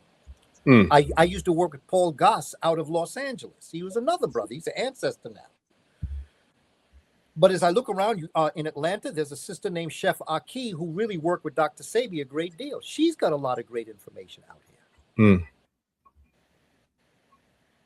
And we've got to start to look at nature as having all the answers that we need for whatever it is that we're facing. And so when you're in nature, okay, then there are answers that come to you. And that's why the Neteru, the Orishas, are so important because they embody nature. Yes. And they demonstrate on our level of consciousness how we can interpret the unseen. And that's why the The subtitle of my book, Spirituality Before Religions, is Spirituality is Unseen Science, and Science is Seen Spirituality. Because that's what we see. This is what we understand. You know, our brother, brilliant brother, good brother of mine, elder brother to me, brother James Small, okay? He was lecturing on where the Greeks went wrong in their sitting at the feet of the African master teachers. And he said that the Greeks, and I came to realize this when I was writing Spirituality Before Religions, and I was researching the books. He said that the scientists could not see spirituality. That's why they had to separate church from state. They had to separate the religion or the spirituality from the secular. And he said what they didn't realize is that the key to success is when you have a spiritual science, a sacred science. When I was writing Spirituality Before Religions, I was at a point where I was looking at what's called the pyramid text. Pyramid text that is carved on the wall of the Pharaoh, the Neset Biti Unas, the last Pharaoh of the 5th dynasty. And I read a lot of books on the pyramid text. And a lot of the scholars that were writing the scientists could not understand the spiritual aspects of the pyramid text. And the spiritualists could not understand the scientific philosophy of the pyramid text. And as I was reading it from my own African perspective, using my corpus callosum, my left and right side, I began to realize that spirituality is unseen science and science is seen spirituality. So if I had a coin that had heads and tails, and I showed you the coin and you saw the head, would I have to ask you, is the tail on the other side? No. If I showed you a piece of leather, would I have to tell you that suede is on the other side? No, because suede is the other side of leather. Tail is the other side of heads. Well, that's spirituality and science. You can't separate the two. You can't separate heads from tails. You can't separate leather from suede. And so in deciphering nature, you come to understand that that which is revealed reveals what is unseen, but it's not the unseen. It's what the unseen can reveal to you on this level of your consciousness. And it's not until you join the ancestors and the creator that you could possibly ever truly understand what is unseen. Because people say, oh, I've seen the unseen. No, you didn't see the unseen. You just saw the seen part of what's unseen. But you ain't seen the unseen, because that's why it's unseen. You can't see it.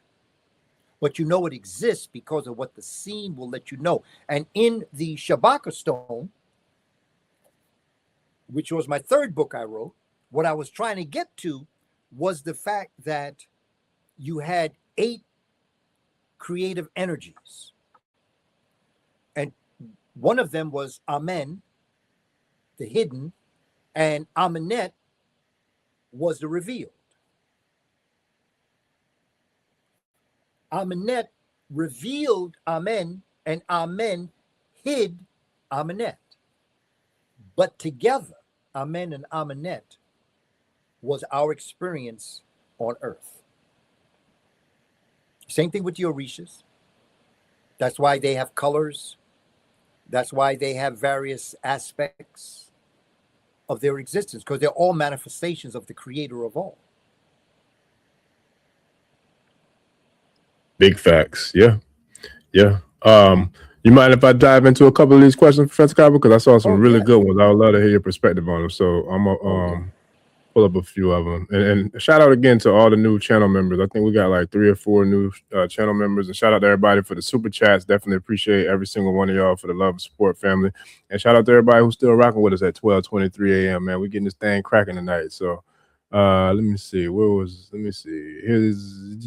Here's a good one right here. I didn't hear anything about this, but did you hear anything so far or so they're talking about impeaching the Orange Triumph?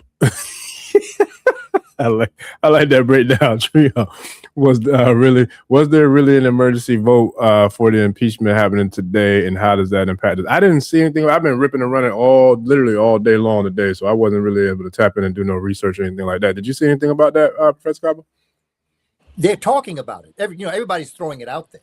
Yeah. But we'll never know, because that's all going to happen. Because you see, behind the scenes, you see, he is a reflection of the problem. Yeah. Oh yeah. This society is the image. Yep. He's reflecting this society. That's why I said earlier, that I never thought that I would live to see it. Yeah. Oh yeah. Because the reality of it is, family, we need to go through this to be healed as a nation. Yeah. And I congratulate, respect, and support all my brothers and sisters who have returned back to the continent. But most of us are not going back. And why should we? We were here first. Right. That part. Yes, okay. Same thing with China. Same thing with Albania. Same thing with Scandinavia. We were the first Scandinavians. We were the first Vikings. So there's no place to go back to, because we have been everywhere. Facts. And so what happened here was very necessary. Everybody wants to be healed, but nobody wants to go through the operation. Nobody wants to take the medicine to get better. Okay, everybody wants to take all these injections to lose weight, but nobody wants to exercise. Everybody still wants, I get a kick out of these commercials where they tell you, this is what you can eat on our plan and you still can lose weight. Well, don't you know that's the major problem? You are what you eat. They play with your head because they know you want to eat. Yeah. And so what they do is they say, oh, you can eat this chocolate pie. Oh, you can eat this if you want. You can eat all this and you still can lose weight. They play with your head. And the same is true here. We want democracy, but we don't want to go through what it takes to get democracy. You want democracy? And I'm going to say this. I want to be careful how I say it. The original sin of this country was what happened to indigenous people. The second thing that happened that was a sin in this country was what they did to African people by dragging them from Africa, kidnapping them and bringing them here. But it's very important to understand, family, Black people were the first people on this continent. And we can go back, according to Dr. David Imhotep's research, with the first Americans were Africans. We can find the first human beings in this continent 100,000 years ago. And not just that, but there's a very good chance that the first humans that came to America ended up in Brazil. Okay, because they left the west coast of Africa, could be Angola, could be a number of places down on the west coast of Africa. They took the Benguela Current, that's off the coast of the southern part of Africa, and they went right into the Amazon River, the Khoisan people. The first human beings, Khoisan, 100,000 years ago. Well, nobody else on the planet but them. They came to America.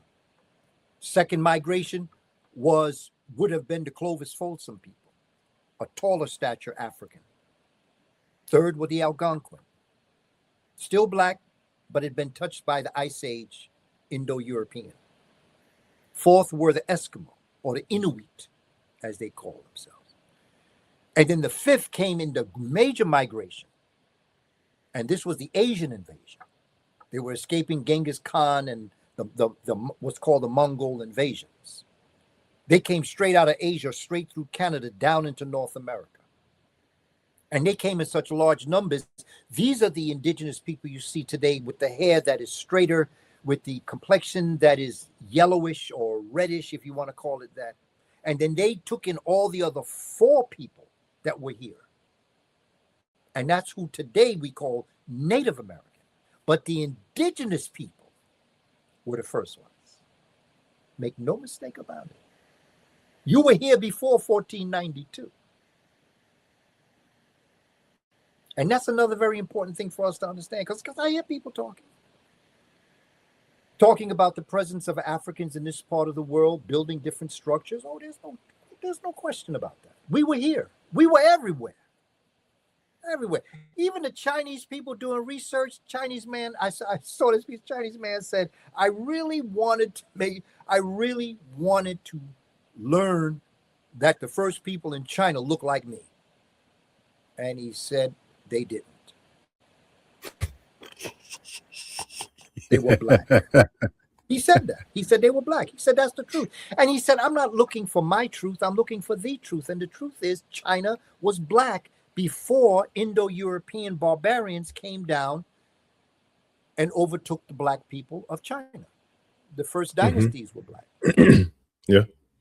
That's why all the Buddhas, they got the knots in their hair. Oh, yeah. All the Buddhas. You know what I mean? Yeah. Philippines, like, all of them. Vietnam, yeah. The Champa people of Vietnam, because I was in the military during the Vietnam War conflict.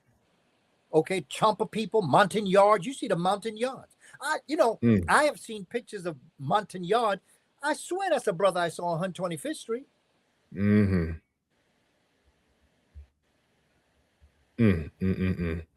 Yeah, class is definitely in session, man. Let me see. I got a couple more good questions. Matter of fact, this is a comment. I'm gonna share this because I would love to make this happen. So shout out to I don't even want to disrespect or butcher your name, but I'm gonna give it a shot. Agabakua@yahoo.com says, please bring Professor Kaba Kamene, Dr. Phil Valentine, and Professor Gabriel Oyibo on the topic of unification of the Metu Nature and the Mayanic science. That's deep. That would be dope. Are you still in touch with Dr. Gabriel Oyibo? I haven't spoken to him in about 2 years, but going back into the 90s, he and I worked together. I know. I saw a lot of your videos with him. Yeah, and Shabaka Stone, when he rewrote the Gagu, the God Almighty Grand Unified Theory, he included a chapter on Shabaka Stone. Wow, that's what's up. Because what he and I did is we were able to put in place, because when I first met Dr. Oyibo, we had a mutual friend that had gone to a dinner party where Dr. Oyibo was. And at the time I was doing program for the community where I taught. My brother came to me, he said, I was with a brother that was talking about, because he's from the Ngala people, Ngala of Nigeria. And he was talking about the connection between Egypt and Nigeria. And so it was Dr. Gabriel Oyibo. And so I invited him to do a 3-part lecture in our community on the presence of Africans from the East being part of the Ngala people of Nigeria. And while he was talking, he started talking about a book he had written on turbulence, because he's a mathematician. And as he was talking about what turbulence does, he was talking about the waves that come from the sun, and they're interrupted. And so they become like this, crest and valleys, crest and troughs. Okay. This is what interrupts a straight line, is that you're interrupted. Okay. And that's what happens. He started talking about waves. And I was saying to myself, because I was doing work on the Shabaka Stone, I said, that sounds just like Ptah. the Earth. So I said, I asked him later, and he told me where I could get the book, Nova Publishing. And he said, here, I'm going to give you a code, and they'll charge you half price for the book. Well, it was the Board of Ed budget, so I ordered 2. Each book was $90. One book was $180. This was some heavy stuff. It was a book that was about 120 something pages, all of which I understood 3 pages. Wow. But those 3 pages that I understood. And then I called him up and I said, wow. I said, I'm working on this project called Shabaka Stone. And he said, well, that's interesting. And I told him about what Shabaka Stone was and how I connected Ptah to turbulence, his mathematical formula on turbulence. And he said, okay. He said, but I'm working on another book called Gagut, God Almighty Grand Unified Theory. And basically, that's the video I saw too. When y'all did that one. And you can Google it right now. Put Dr. Gabriel Oyibo and Booker T. Coleman, because at that time my name was Booker T. Coleman. And he came to my resource center and we did a class where he would talk 20 minutes and then I would connect what I was saying with what he was saying. Then he would connect what he was saying with what I was saying. And then I fit his entire formula into Shabaka Stone. And that's why he wrote about it in the thing. But just to be quick for the community to understand what the Grand Unified Theory is, very simple. Okay. You're dealing with a concept that came out in the 1800s. And it was Max Planck, P-L-A-N-C-K, Max, M-A-X. He came out with something known as quantum mechanics or quantum physics. And quantum studied the little world, the atomic world. It studied the neutron, the proton, and the electron. And then it broke that down into quarks and leptons held together in Yang-Mills fields. This is what the science of it is. But basically, you're dealing with the atom, proton, neutron, electron, quantum physics. 1905 through 1916, there was another scientist by the name of Albert Einstein. He came out with the special and general law of relativity. The general law dealt with gravity, and the special law dealt with electricity and magnetism or electromagnetism. But then the scientists began to say, but okay, the way in which the electrons circle the nucleus of an atom, okay, around the nucleus, you have the neutron and the proton in the nucleus, and the electron circles the nucleus. It's like the way the planets circle around the sun. And they said, if there is a formula that you can use in quantum mechanics, then there is a formula that you can use for the revolution or around the sun of the planets. Is there a theory that unifies the grandness that is like the atomic world, which is the inner world, and the outer world, which is the planets? Is there a theory that connects the two together? And there's only one theory for both. And they call this the Grand Unified Theory. I've done a lot of different programs with Dr. Oyibo, and one of the programs I did with him was at a cathedral, St. John the Divine Cathedral here in New York. And out of this, Dr. Oyibo was nominated for the Nobel Prize in Science or Mathematics. Real quick, Professor Kaba, because I would love if you can, while we're on this topic, share a little bit about this. If I'm not mistaken, the video that I saw, which was phenomenal, he actually, well, both of you broke down how he was able to mathematically equate the actualization or the presence of God through mathematics. Can you kind of tie in like how he was able to break that down mathematically, how he was able to actually show mathematically the presence of God or the existence of God through mathematics? Math, the original word for math, comes from Africa. Maat, Maati, the double feather. Maati, and the Greeks add ekos at the end. So the word mathematics come from maatikos, mathematicos, mathematics. And Maat comes from the order and arrangement of the cosmic universe in balance. The order and arrangement of the cosmic universe, based in Maat, which is the path, is the creator.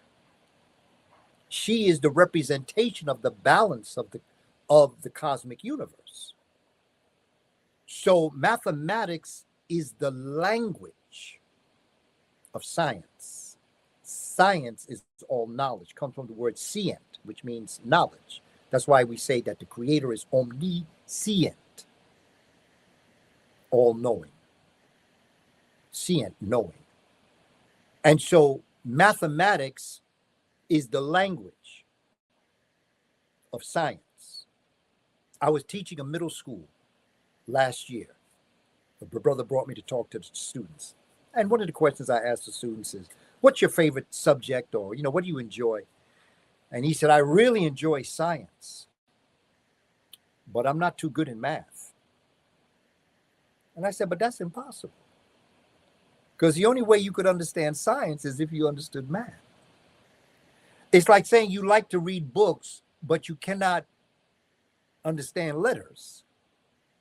Well, the only way you could read is if you understood A, B, C, D, E, F, G. That's what math and science is. See, we don't teach. Again, I want to go back to the curriculum that we're teaching to help us understand. There is no way you could understand science if you didn't understand math.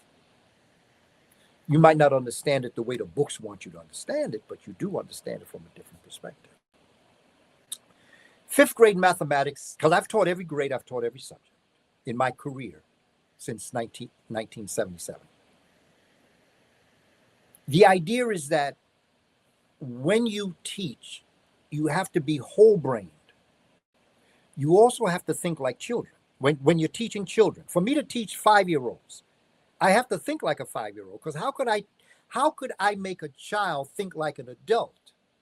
As a teacher, as an adult, I have to think like a child.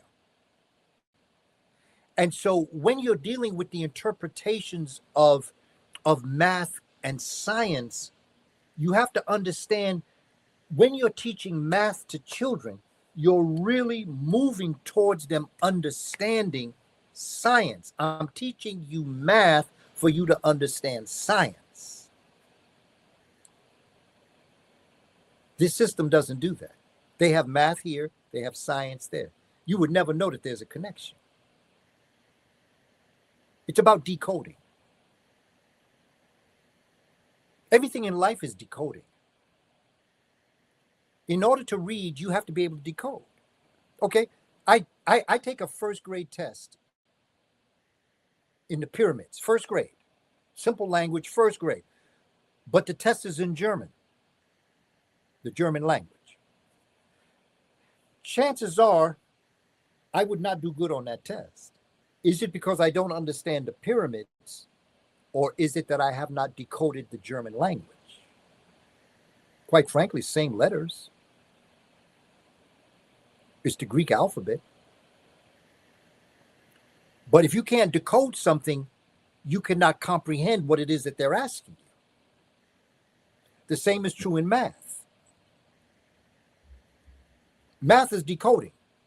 If you don't understand what the plus sign is, if you don't understand what the minus sign is, if you don't understand irrational numbers, if you don't understand the timeline, there are things that if you don't understand, it's being able to decode symbols.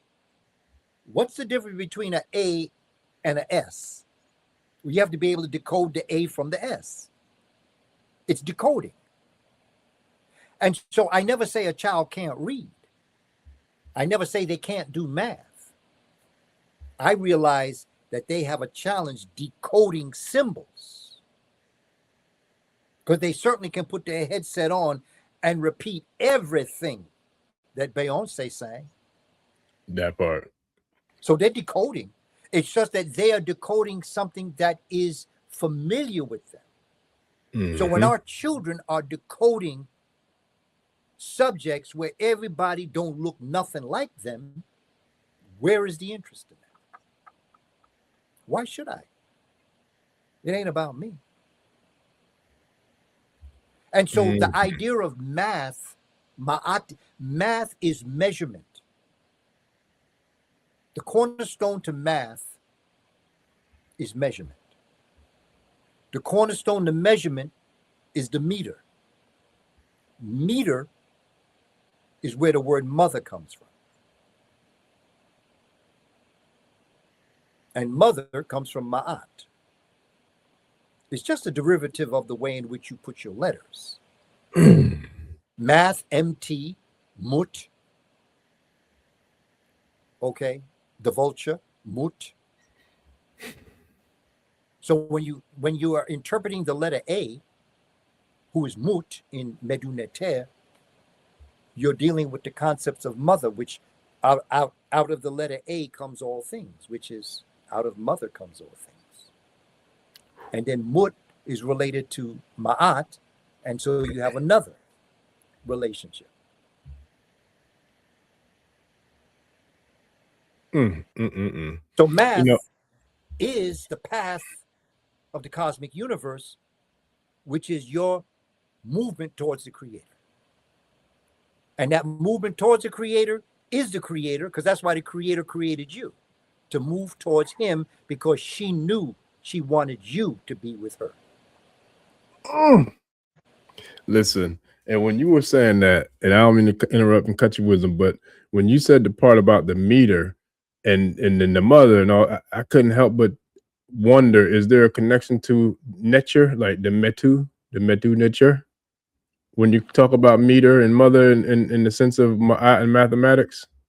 Well, the connection, as what I look at in terms of, because it's all connected. Yeah, of course. Yeah, yep. Mm-hmm. But when I look at neter, I look at nature. And I look at nurture. When you nurture nature, you create the nature.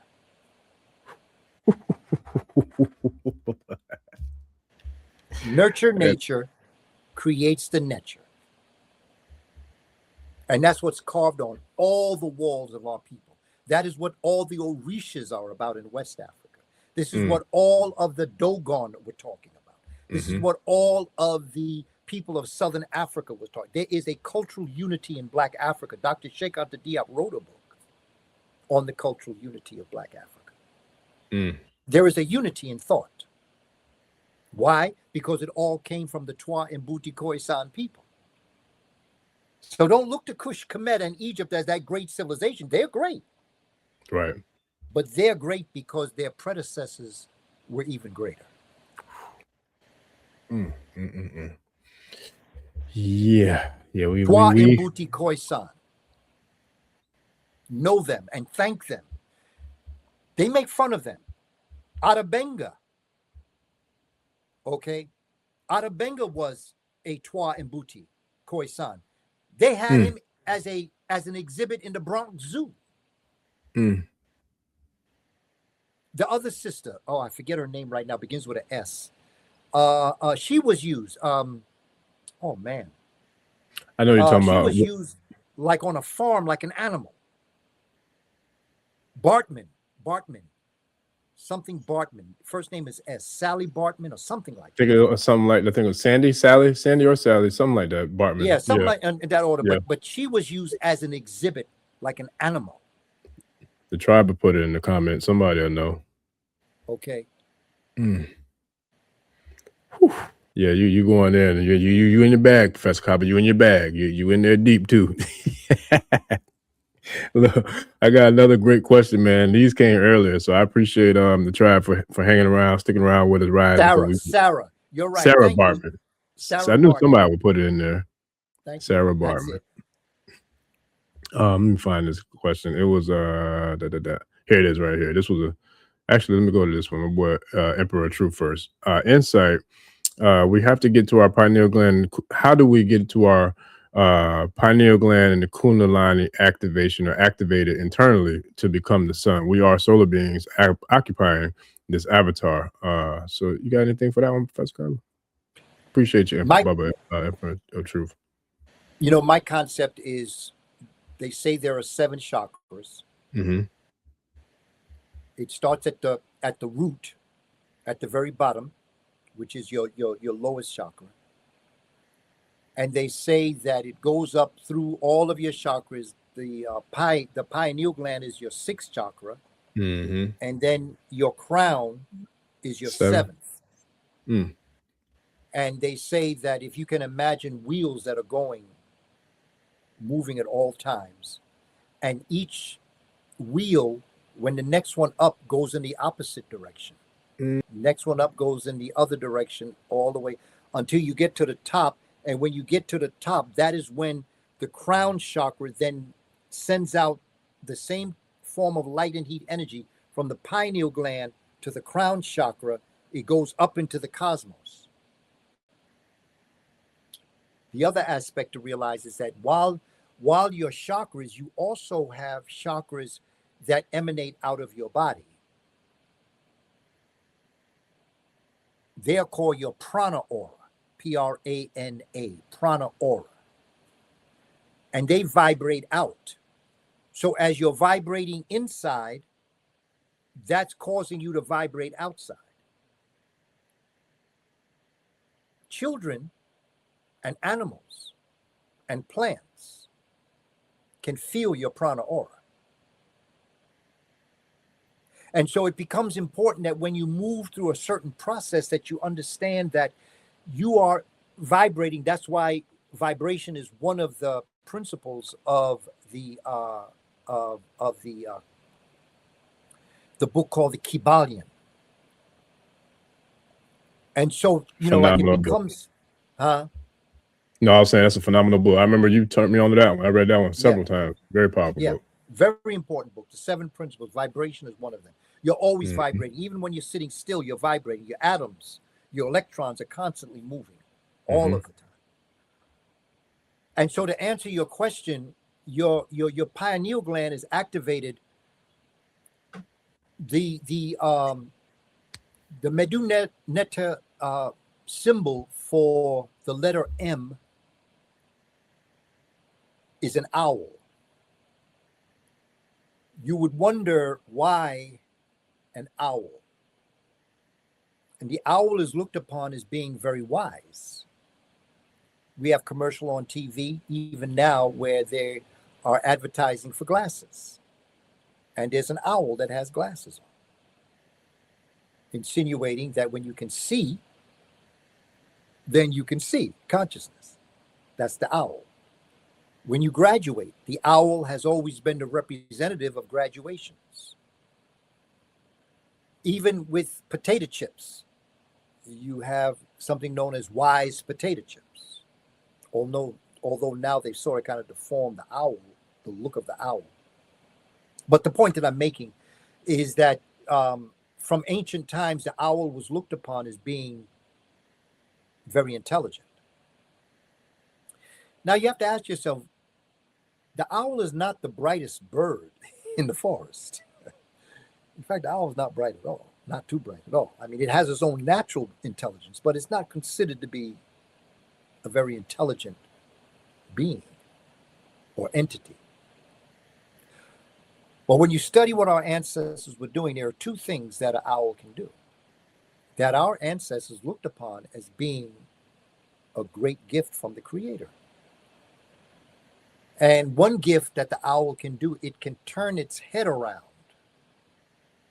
almost 360 degrees and then snap back. It can turn its head around 359.8 degrees and then snap back. which gives the impression you can see all angles of things. They said, well, that's a very intelligent characteristic to have. The other thing is that the owl is a nocturnal animal, and it can see in the dark. So our ancestors said, well, that's very interesting, because when you can see in the dark, it means that you can see intelligence in ignorance. And so with the combined characteristics of being able to turn your head around, being able to see all angles of something, and being able to now locate the intelligence that's in that darkness, that looked like intelligence to them.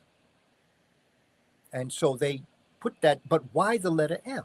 They could have done anything. Well, the letter M is the only sound that we make where your mouth has to be totally closed. All the other letters, A, B, C, S, Ka, all other sounds, your mouth is open. N, but M, is the only sound that you make where your mouth, your lips must be together. Well, why is that important? That's important because when you make the sound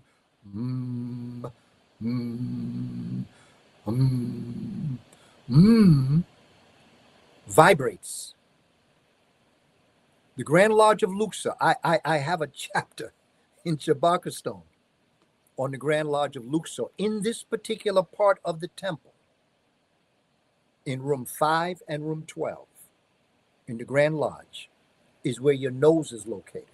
Remember I showed you the picture of how they built that temple in the direct proportions of the human body? Well, where the head is and where the nose is room 5 and 12. And there's a principle they use called transparency that allowed certain things to happen. Make a long story short, because I still want to get to your answer on the pineal gland. And it's called transposition and transparency. These are two principles as it relates to philosophy and biology. It's biophilosophy. But when you make that sound, when you get a chance, make that sound.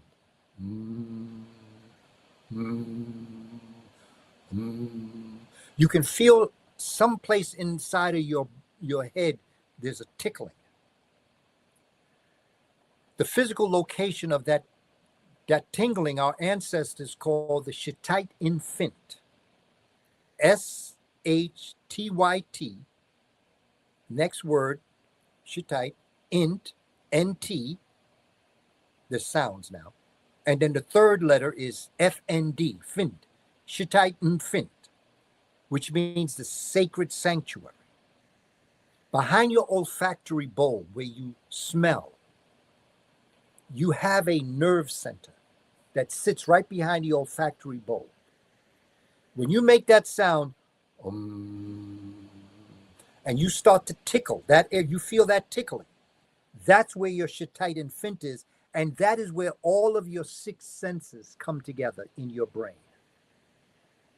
Sight, smell, sound, feeling, hearing, and thinking. Because despite what they tell you, thinking is a sense. You have 6 senses, not 5. Some people say more than that, but I'm going to stick with 6 for now. That is where all of your senses, your 6 senses, come together and they vibrate. When you start, that tickling you're feeling is the vibration of that location, moving, sitting in a deep well of cerebrospinal fluid enriched with melanin. And when you do that, you bring yourself down to levels of consciousness. You activate your pineal gland. And when you activate your pineal gland, you then go to deeper levels of consciousness. Okay. Let's look at it like this. When something tastes good, what do you say?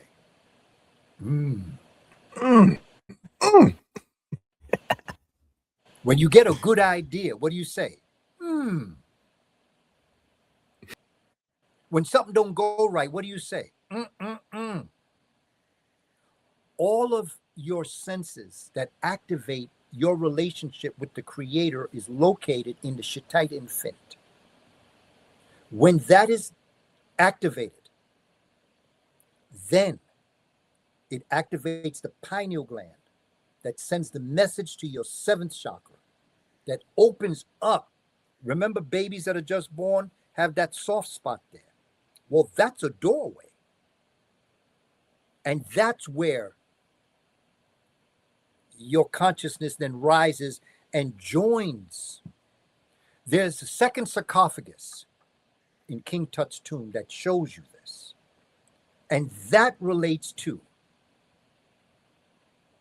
the consciousness, the God consciousness, the star consciousness, the super sapient. You got that right, champion, state of mind.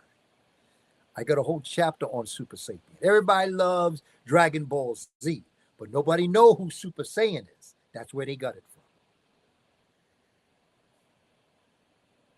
Super sapient. Super sapiens in Carbon Before Melanin, I have a chapter on the Magi. The Magi are the super sapiens. They are the advanced class of defenders of the culture. They were masterful martial artists. They were warriors, but they were also thinkers. They were lovers. They had risen to the highest level that you could possibly, as a human being, get to. The Magi. This is where you get the term magician from. And so the story that I'm telling you is how you can activate. And listen, what do we call it? What is it that calms people when they're doing their things? They hum, hum,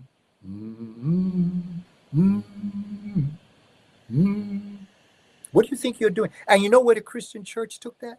They took it to something called Gregorian chant. Gregorian chant is exactly their attempt at rising to higher levels of consciousness.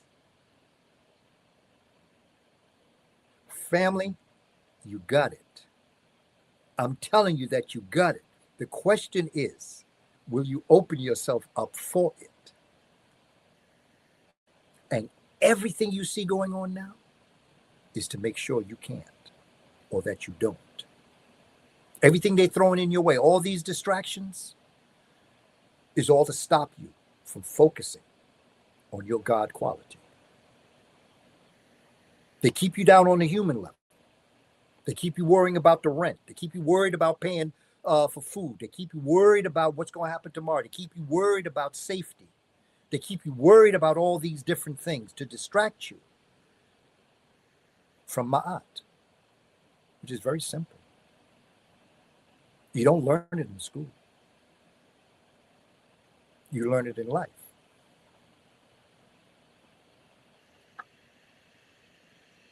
Yeah, boy. All right, tribe. I'm gonna try to get at least maybe 2 or 3 more in real quick, and we're gonna go ahead and wrap this thing up because I got to give me something to eat. I don't know if I ate all day today, man. I gotta feed my belly before I shut this thing down. Let me see, there's so many good ones. So if I don't get you your question, family, please have some grace for me because y'all tore it up. In a Well, positive give me a reason way. to come back at a later date to answer that question. Hey, look, and you ain't got to tempt me with a great time. And before I forget, I want to get with you on that August thing, man, because I've been hearing rumors, not rumors, but mumbling about putting some Ashe live events together. It's been a while since we had a live event, so I'm thinking Atlanta would be a really good trip to show on up there, man, to the A, and maybe we could put something together around that time frame. And then it was on my spirit to say about maybe doing something with like the Netchers and the Orishas, like a presentation or something, you know what I mean? Like something to kind of tie in. Yeah, so I definitely get with you off air about some of those things. But let me get a couple more from the tribe. Somebody said, in my book, Who Were the Moors Before the Moors, I have a chapter on the Orishas.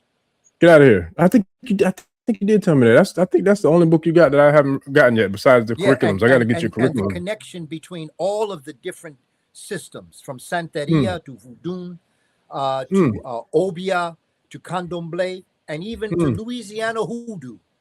Wow. And I dare combine Hoodoo with the Black Baptist Church. Ain't that something? Them pastors have a heart attack. Hey, but that's how they did. That's how we worked it, though. That's how we worked it. That's the bottom line. That's where they got it from. Yeah. Oh, yeah. Let me see. Damn, there's some really good ones. I got to find them because, like I said, so many of them. But Okay, here's one that I saw from earlier that I liked it too. Habari, Mr. Kamene, your thoughts on melanin bioelectricity being used in computers? Thank you. Oh, yeah. Well, you know, what's interesting is that the computer is modeled off the human brain. Mm-hmm. And that's why artificial intelligence is really ancestral intelligence. Mm-hmm. Except their version is artificial and ours is ancestral. That part. And, you know, there's a section I have on in Who Were the Moors Before the Moors where I talk about something known as bioluminescence. Bio is body, luminescence is to be illumined, to shine. You know, there are people whose personality is so powerful that they look like they're shining. And that shouldn't be surprising to us because that's what the sun does. And we are pieces of the sun. And when we vibrate at a certain level, talking about the chakras and talking about the prana aura, when you know, like the story they tell about Jesus Christ, he was bioluminescence. Okay, when you talk, see, I look at Jesus Christ as a perfect example of what the Magi is. There are human beings who have such a love ethic. Now, we define love different ways. I don't quite describe love as some people do. Love is when you can overcome the very worst that happens. Love is when you love somebody, you accept them unconditionally and always work towards a process. Now, I'm not saying to put yourself in harm's way. That's a different type of relationship. I am talking about the love that can't be described. You know, when you love somebody enough, you tell them words could never express how I feel about you. If you're angry, you say, I'm so angry I could spit. In other words, what you're feeling emotionally coming from your amygdala cannot be expressed. So therefore, it's not something that you can say, it's something that you do. And so the concept of bioluminescence and the idea of bioelectricity, because that's really bioelectricity is electric, body electric.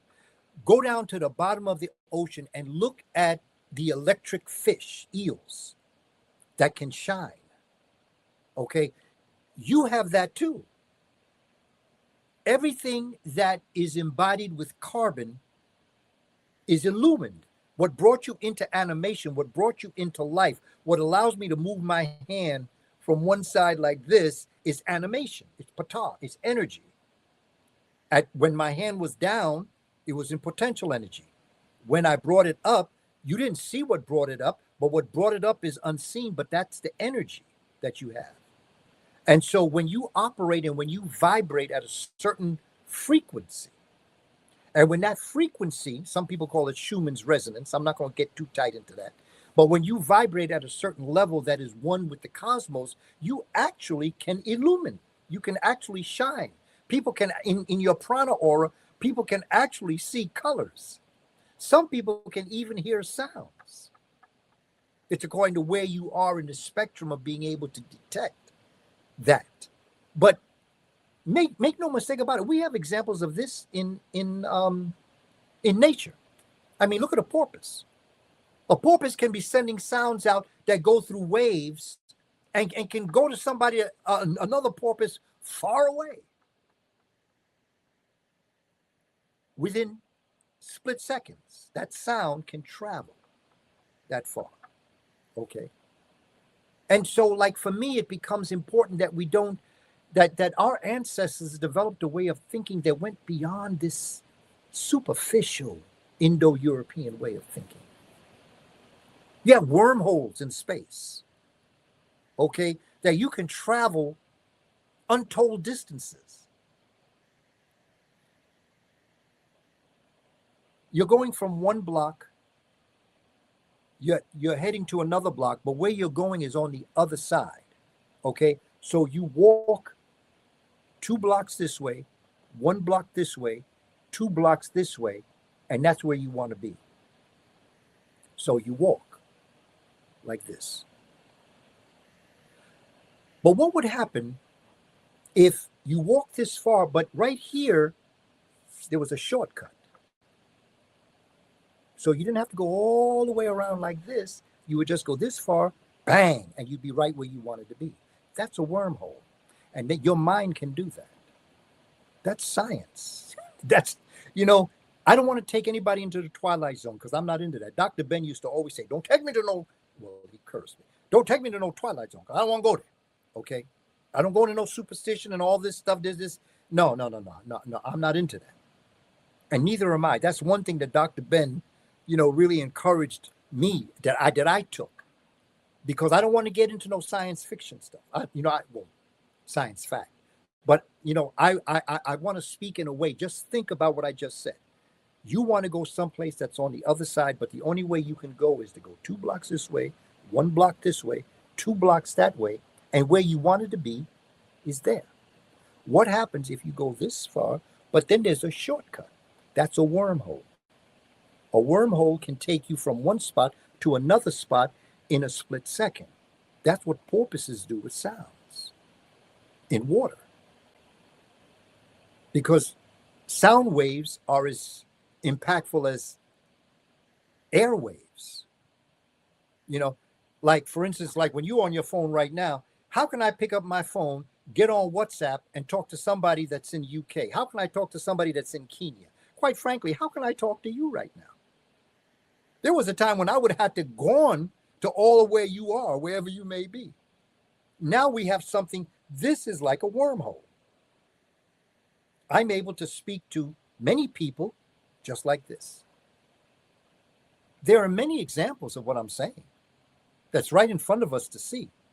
Because whatever you do artificially, like with the computer, because this is artificial, whatever you can do like this, you can do naturally. And, you know, you ever talk to somebody, say, you know, just before you call, I was thinking about you. You know, how many times has that happened? All the time. Hell, you've done it before. But you see, it goes back to metacognition. Metacognition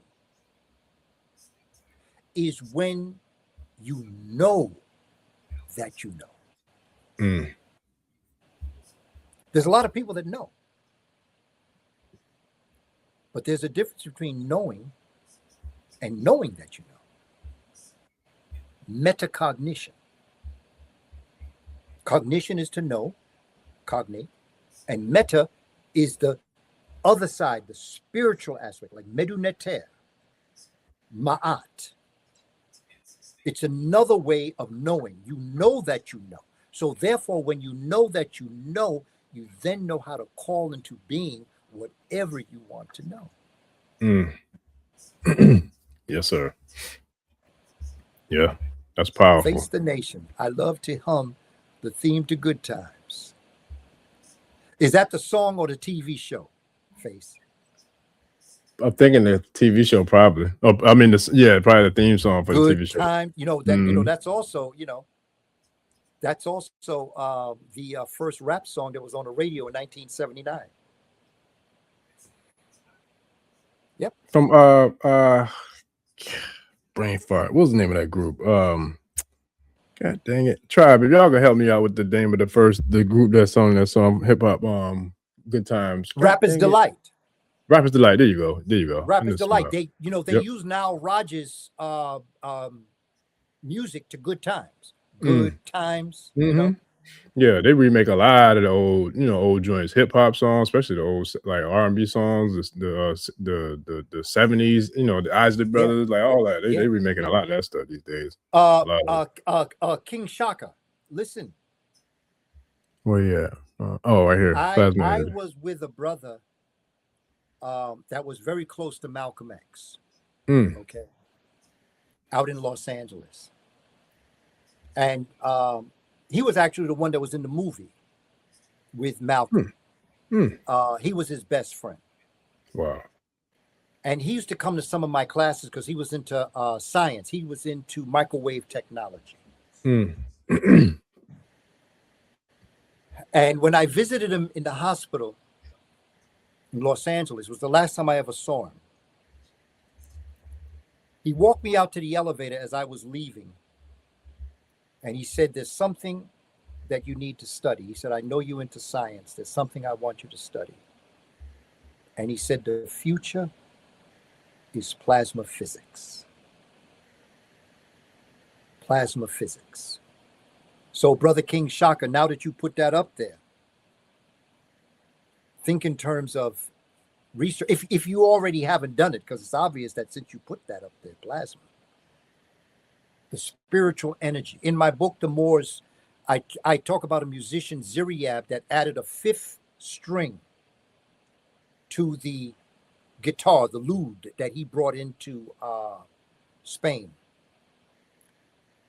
The lutes or the guitars that they had dealt with the 4 different liquid systems.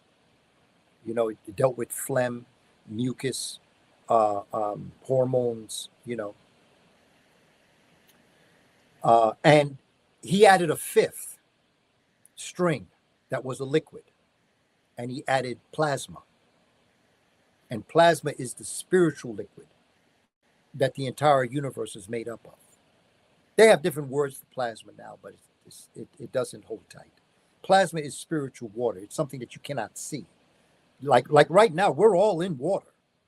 Right now, we're all in water, but you can't see it. You're breathing it the same way a baby breathes in the mother's womb with the amniotic fluid, amniotic. If you put an E between the M and the N, you have amen-iotic, amen, the hidden waters of the Creator. And what impregnated the woman was something known as semen, E-M-E-N. Just take the S off, which is a snake, which is really the phallic symbol for the man.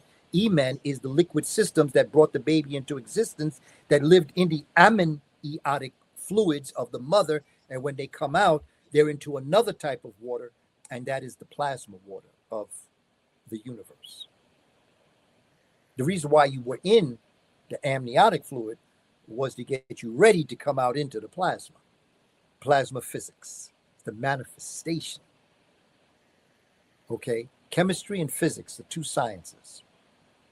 Okay, chemistry is what is matter. That's what it answers. Everything you study in chemistry answers this one question: what is matter? And everything that you study in physics answers this question: what makes matter move? When you study this, it's life. Family, you know, this is not difficult. This is the way I wish I had known when I was young what I know now. This is why I teach the children this, because, I mean, if we could get this into our children's minds to help them understand. Brilliant. It's all connected. I've often thought that the greatest teachers are people that take complex issues and make them simple. And the worst teachers are the ones that take simple concepts and make them complex. That's facts. Yeah. Everything that we've done this evening should be real simple and straightforward. Not simple in the sense of simple, but it should be connecting your neurons in your brain. The way in which I'm talking to you through my Broca system should be connecting to your Wernicke system, which makes things, wow. Okay. And the other thing, family, is as we wrap this up, I want to tell you something. There is nothing that you've learned tonight that you didn't know before you came on this program. And if we understood metacognition, you would understand that. My job to come to you is not to tell you something that you didn't know. My job is to come to you to let you know you always knew this. Make and you I right. want to put it in words, expressions that connect with your Wernicke system or your language comprehension, that you say, wow. Yeah. Yeah. Don Julio Swat. Yeah. Wow. You know, it's so funny, Professor Kaba, I didn't want to interrupt earlier, but when you were speaking about like teaching and how literally what you were saying just now, but you went way deeper into it.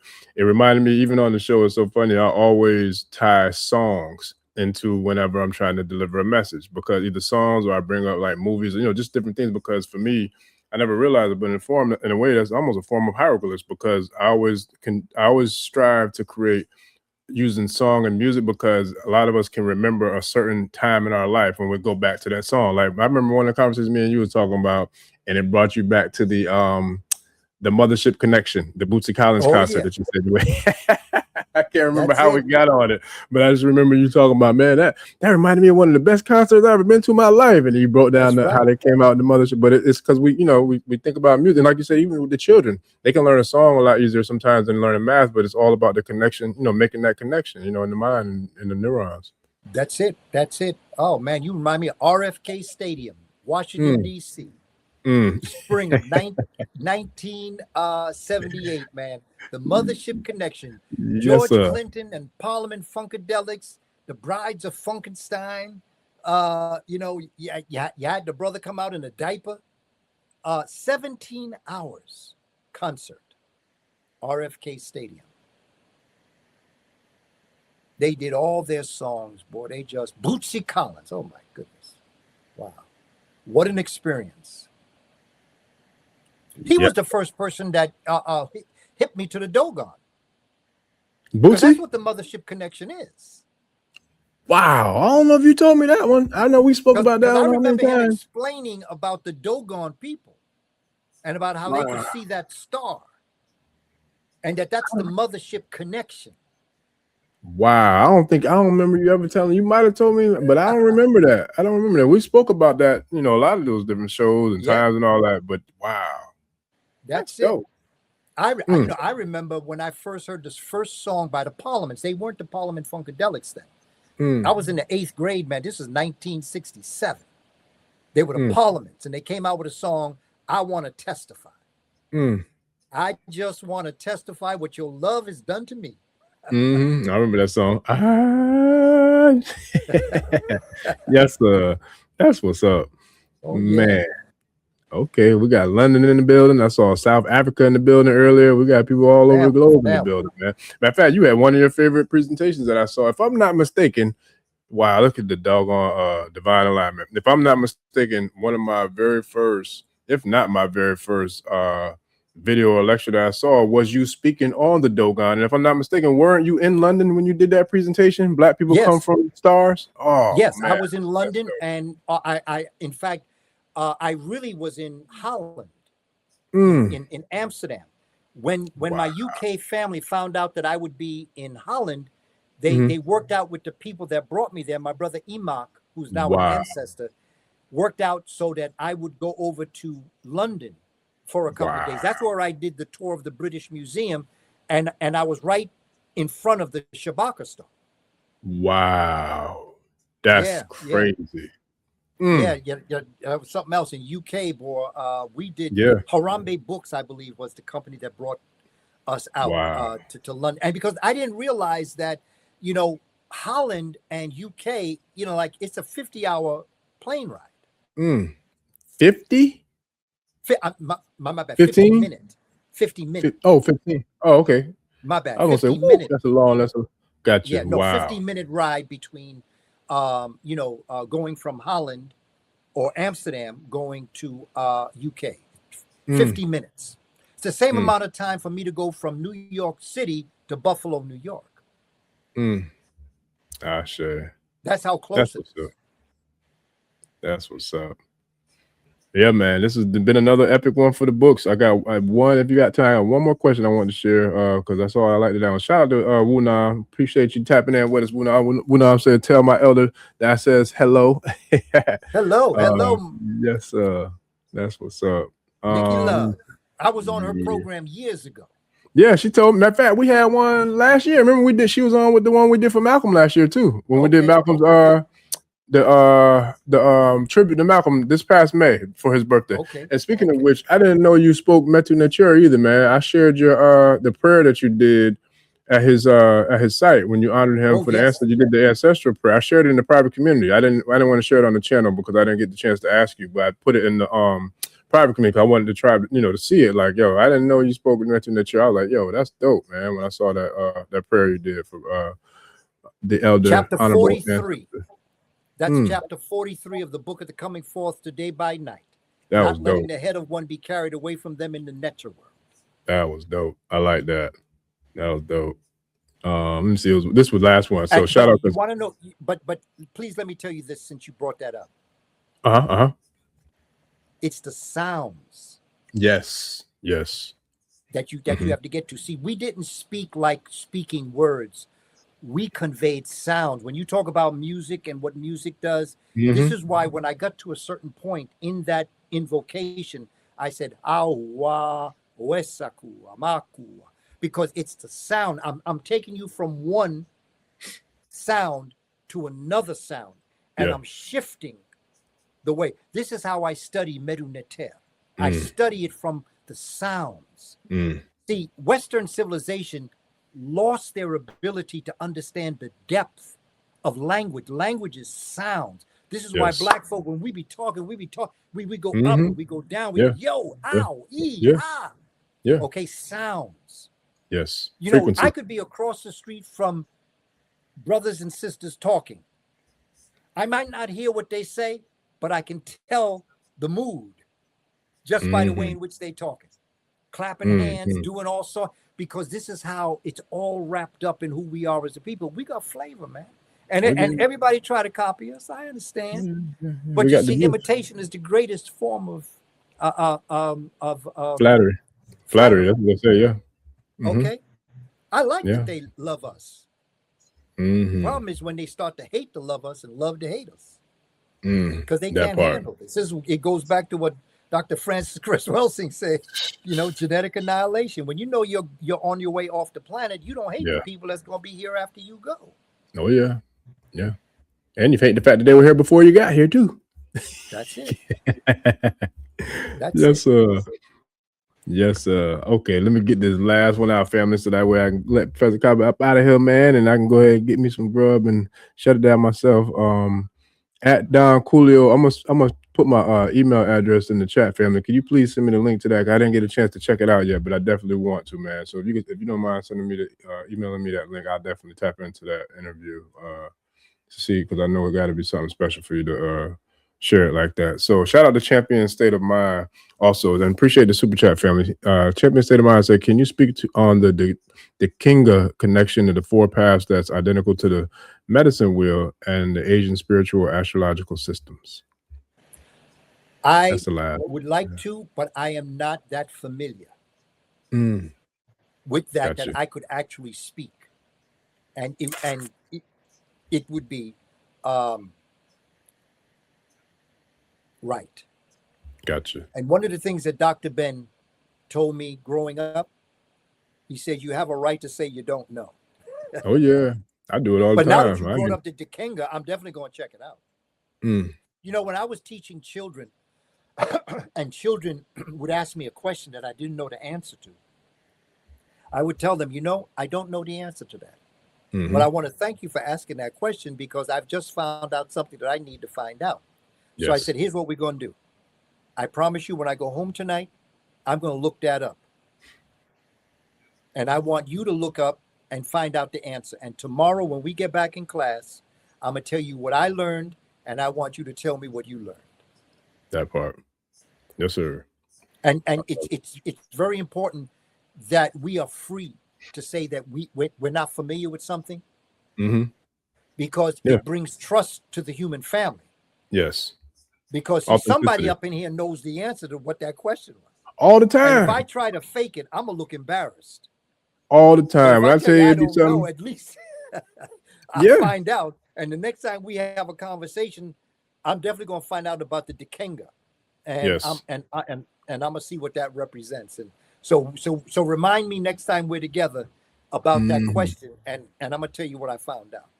Yes, sir. Appreciate the question. Thank you for sharing that. So now I have something that I'm going to look up. Yeah, I say that all the time, man. Nobody can know everything. I don't care how brilliant, how smart, nobody knows everything. We all can learn, you know what I'm saying, something new every day. So yeah, absolutely. And that's what makes life exciting. yes. What'd you say? The more I learn, the more I realize I got so much more to learn. That's it. The more I learn, how much more I have to learn. Yes, sir. That's what's up. Well, I sure appreciate you, Professor Kaba. As always, man, I'm gonna share the links in the show description. I've been sharing them throughout the stream, you know, putting them on the screen for everybody, but I definitely got them in the comments as well. So I'll have your website. I'll have Heru's link as well in here. I'll have you know, pretty much everything in there, the Cash App, you know, and just share the love, man. Just, you know, sharing the links and the love for the tribe to come support you, just as well as you always come in and, you know, hold us down with all the wisdom. So I can't thank you enough. As always, it's always an honor and a pleasure. It never gets old, whether we're talking on the phone or we're talking on the stream, man. It's the same energy and ashe. So I definitely love it and give gratitude and thanks for all the time that you've shared, taking me on your wings, man, and teaching me as much as you taught me. You know, before you even knew who I was, you were teaching me and so many others. But the fact that you've taken the time to not only teach, but also to come through and share and teach to the tribe, you know, with me, I appreciate that more than anything. So thank you for that. No doubt. Well, brother, I want to thank you for this opportunity to be able to come to the tribe and to talk to them and to have this type of conversation. It's things that we have to start to do. And I want to tell you, my brother Orisha Bemi, how proud I am of you, because it's been a couple years now that we've actually been working together and talking together. And I want to tell you how proud I am of the work that you're doing. I appreciate that. Because, you know, without someone like you with this type of platform, I would just be talking to myself. So with this kind of platform, you give me the opportunity to be able to speak to the family and to lay down the importance of understanding that class is in session. Yes. Our children deserve the best. And I just ask us, each and every one of us, I ask, where do you see us in 100 years? I have a 100-year plan.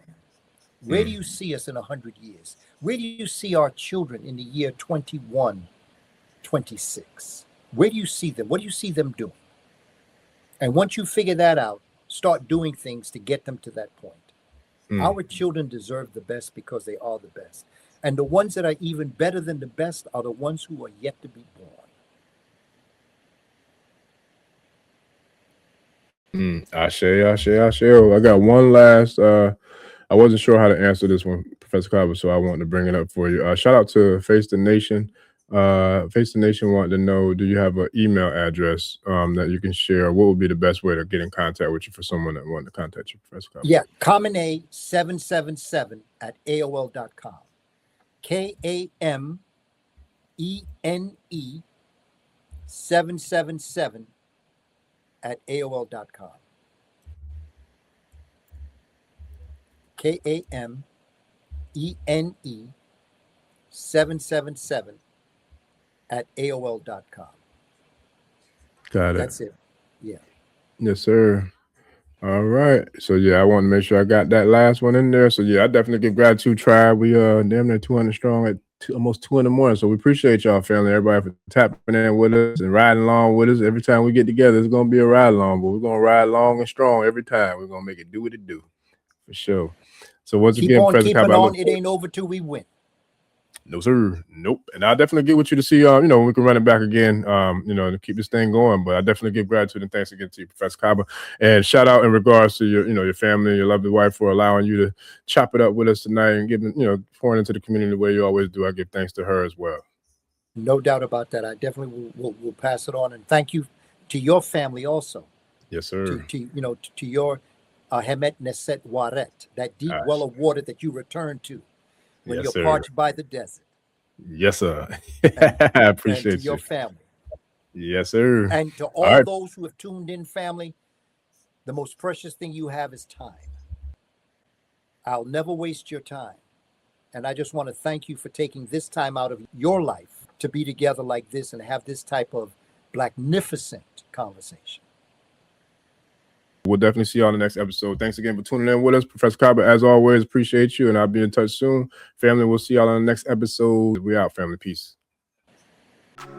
Ẹni tó gbàgbé ilé ṣàpò ìyàpò, tẹ́ntẹ́ni takísà ní tàtàn. Ó bá padà sílé anítìjàkọ. Ẹja lọ pé eégún mo ṣe ní gbẹ́rẹ́ ìpàkọ́. Forsake not your ancestors and praise your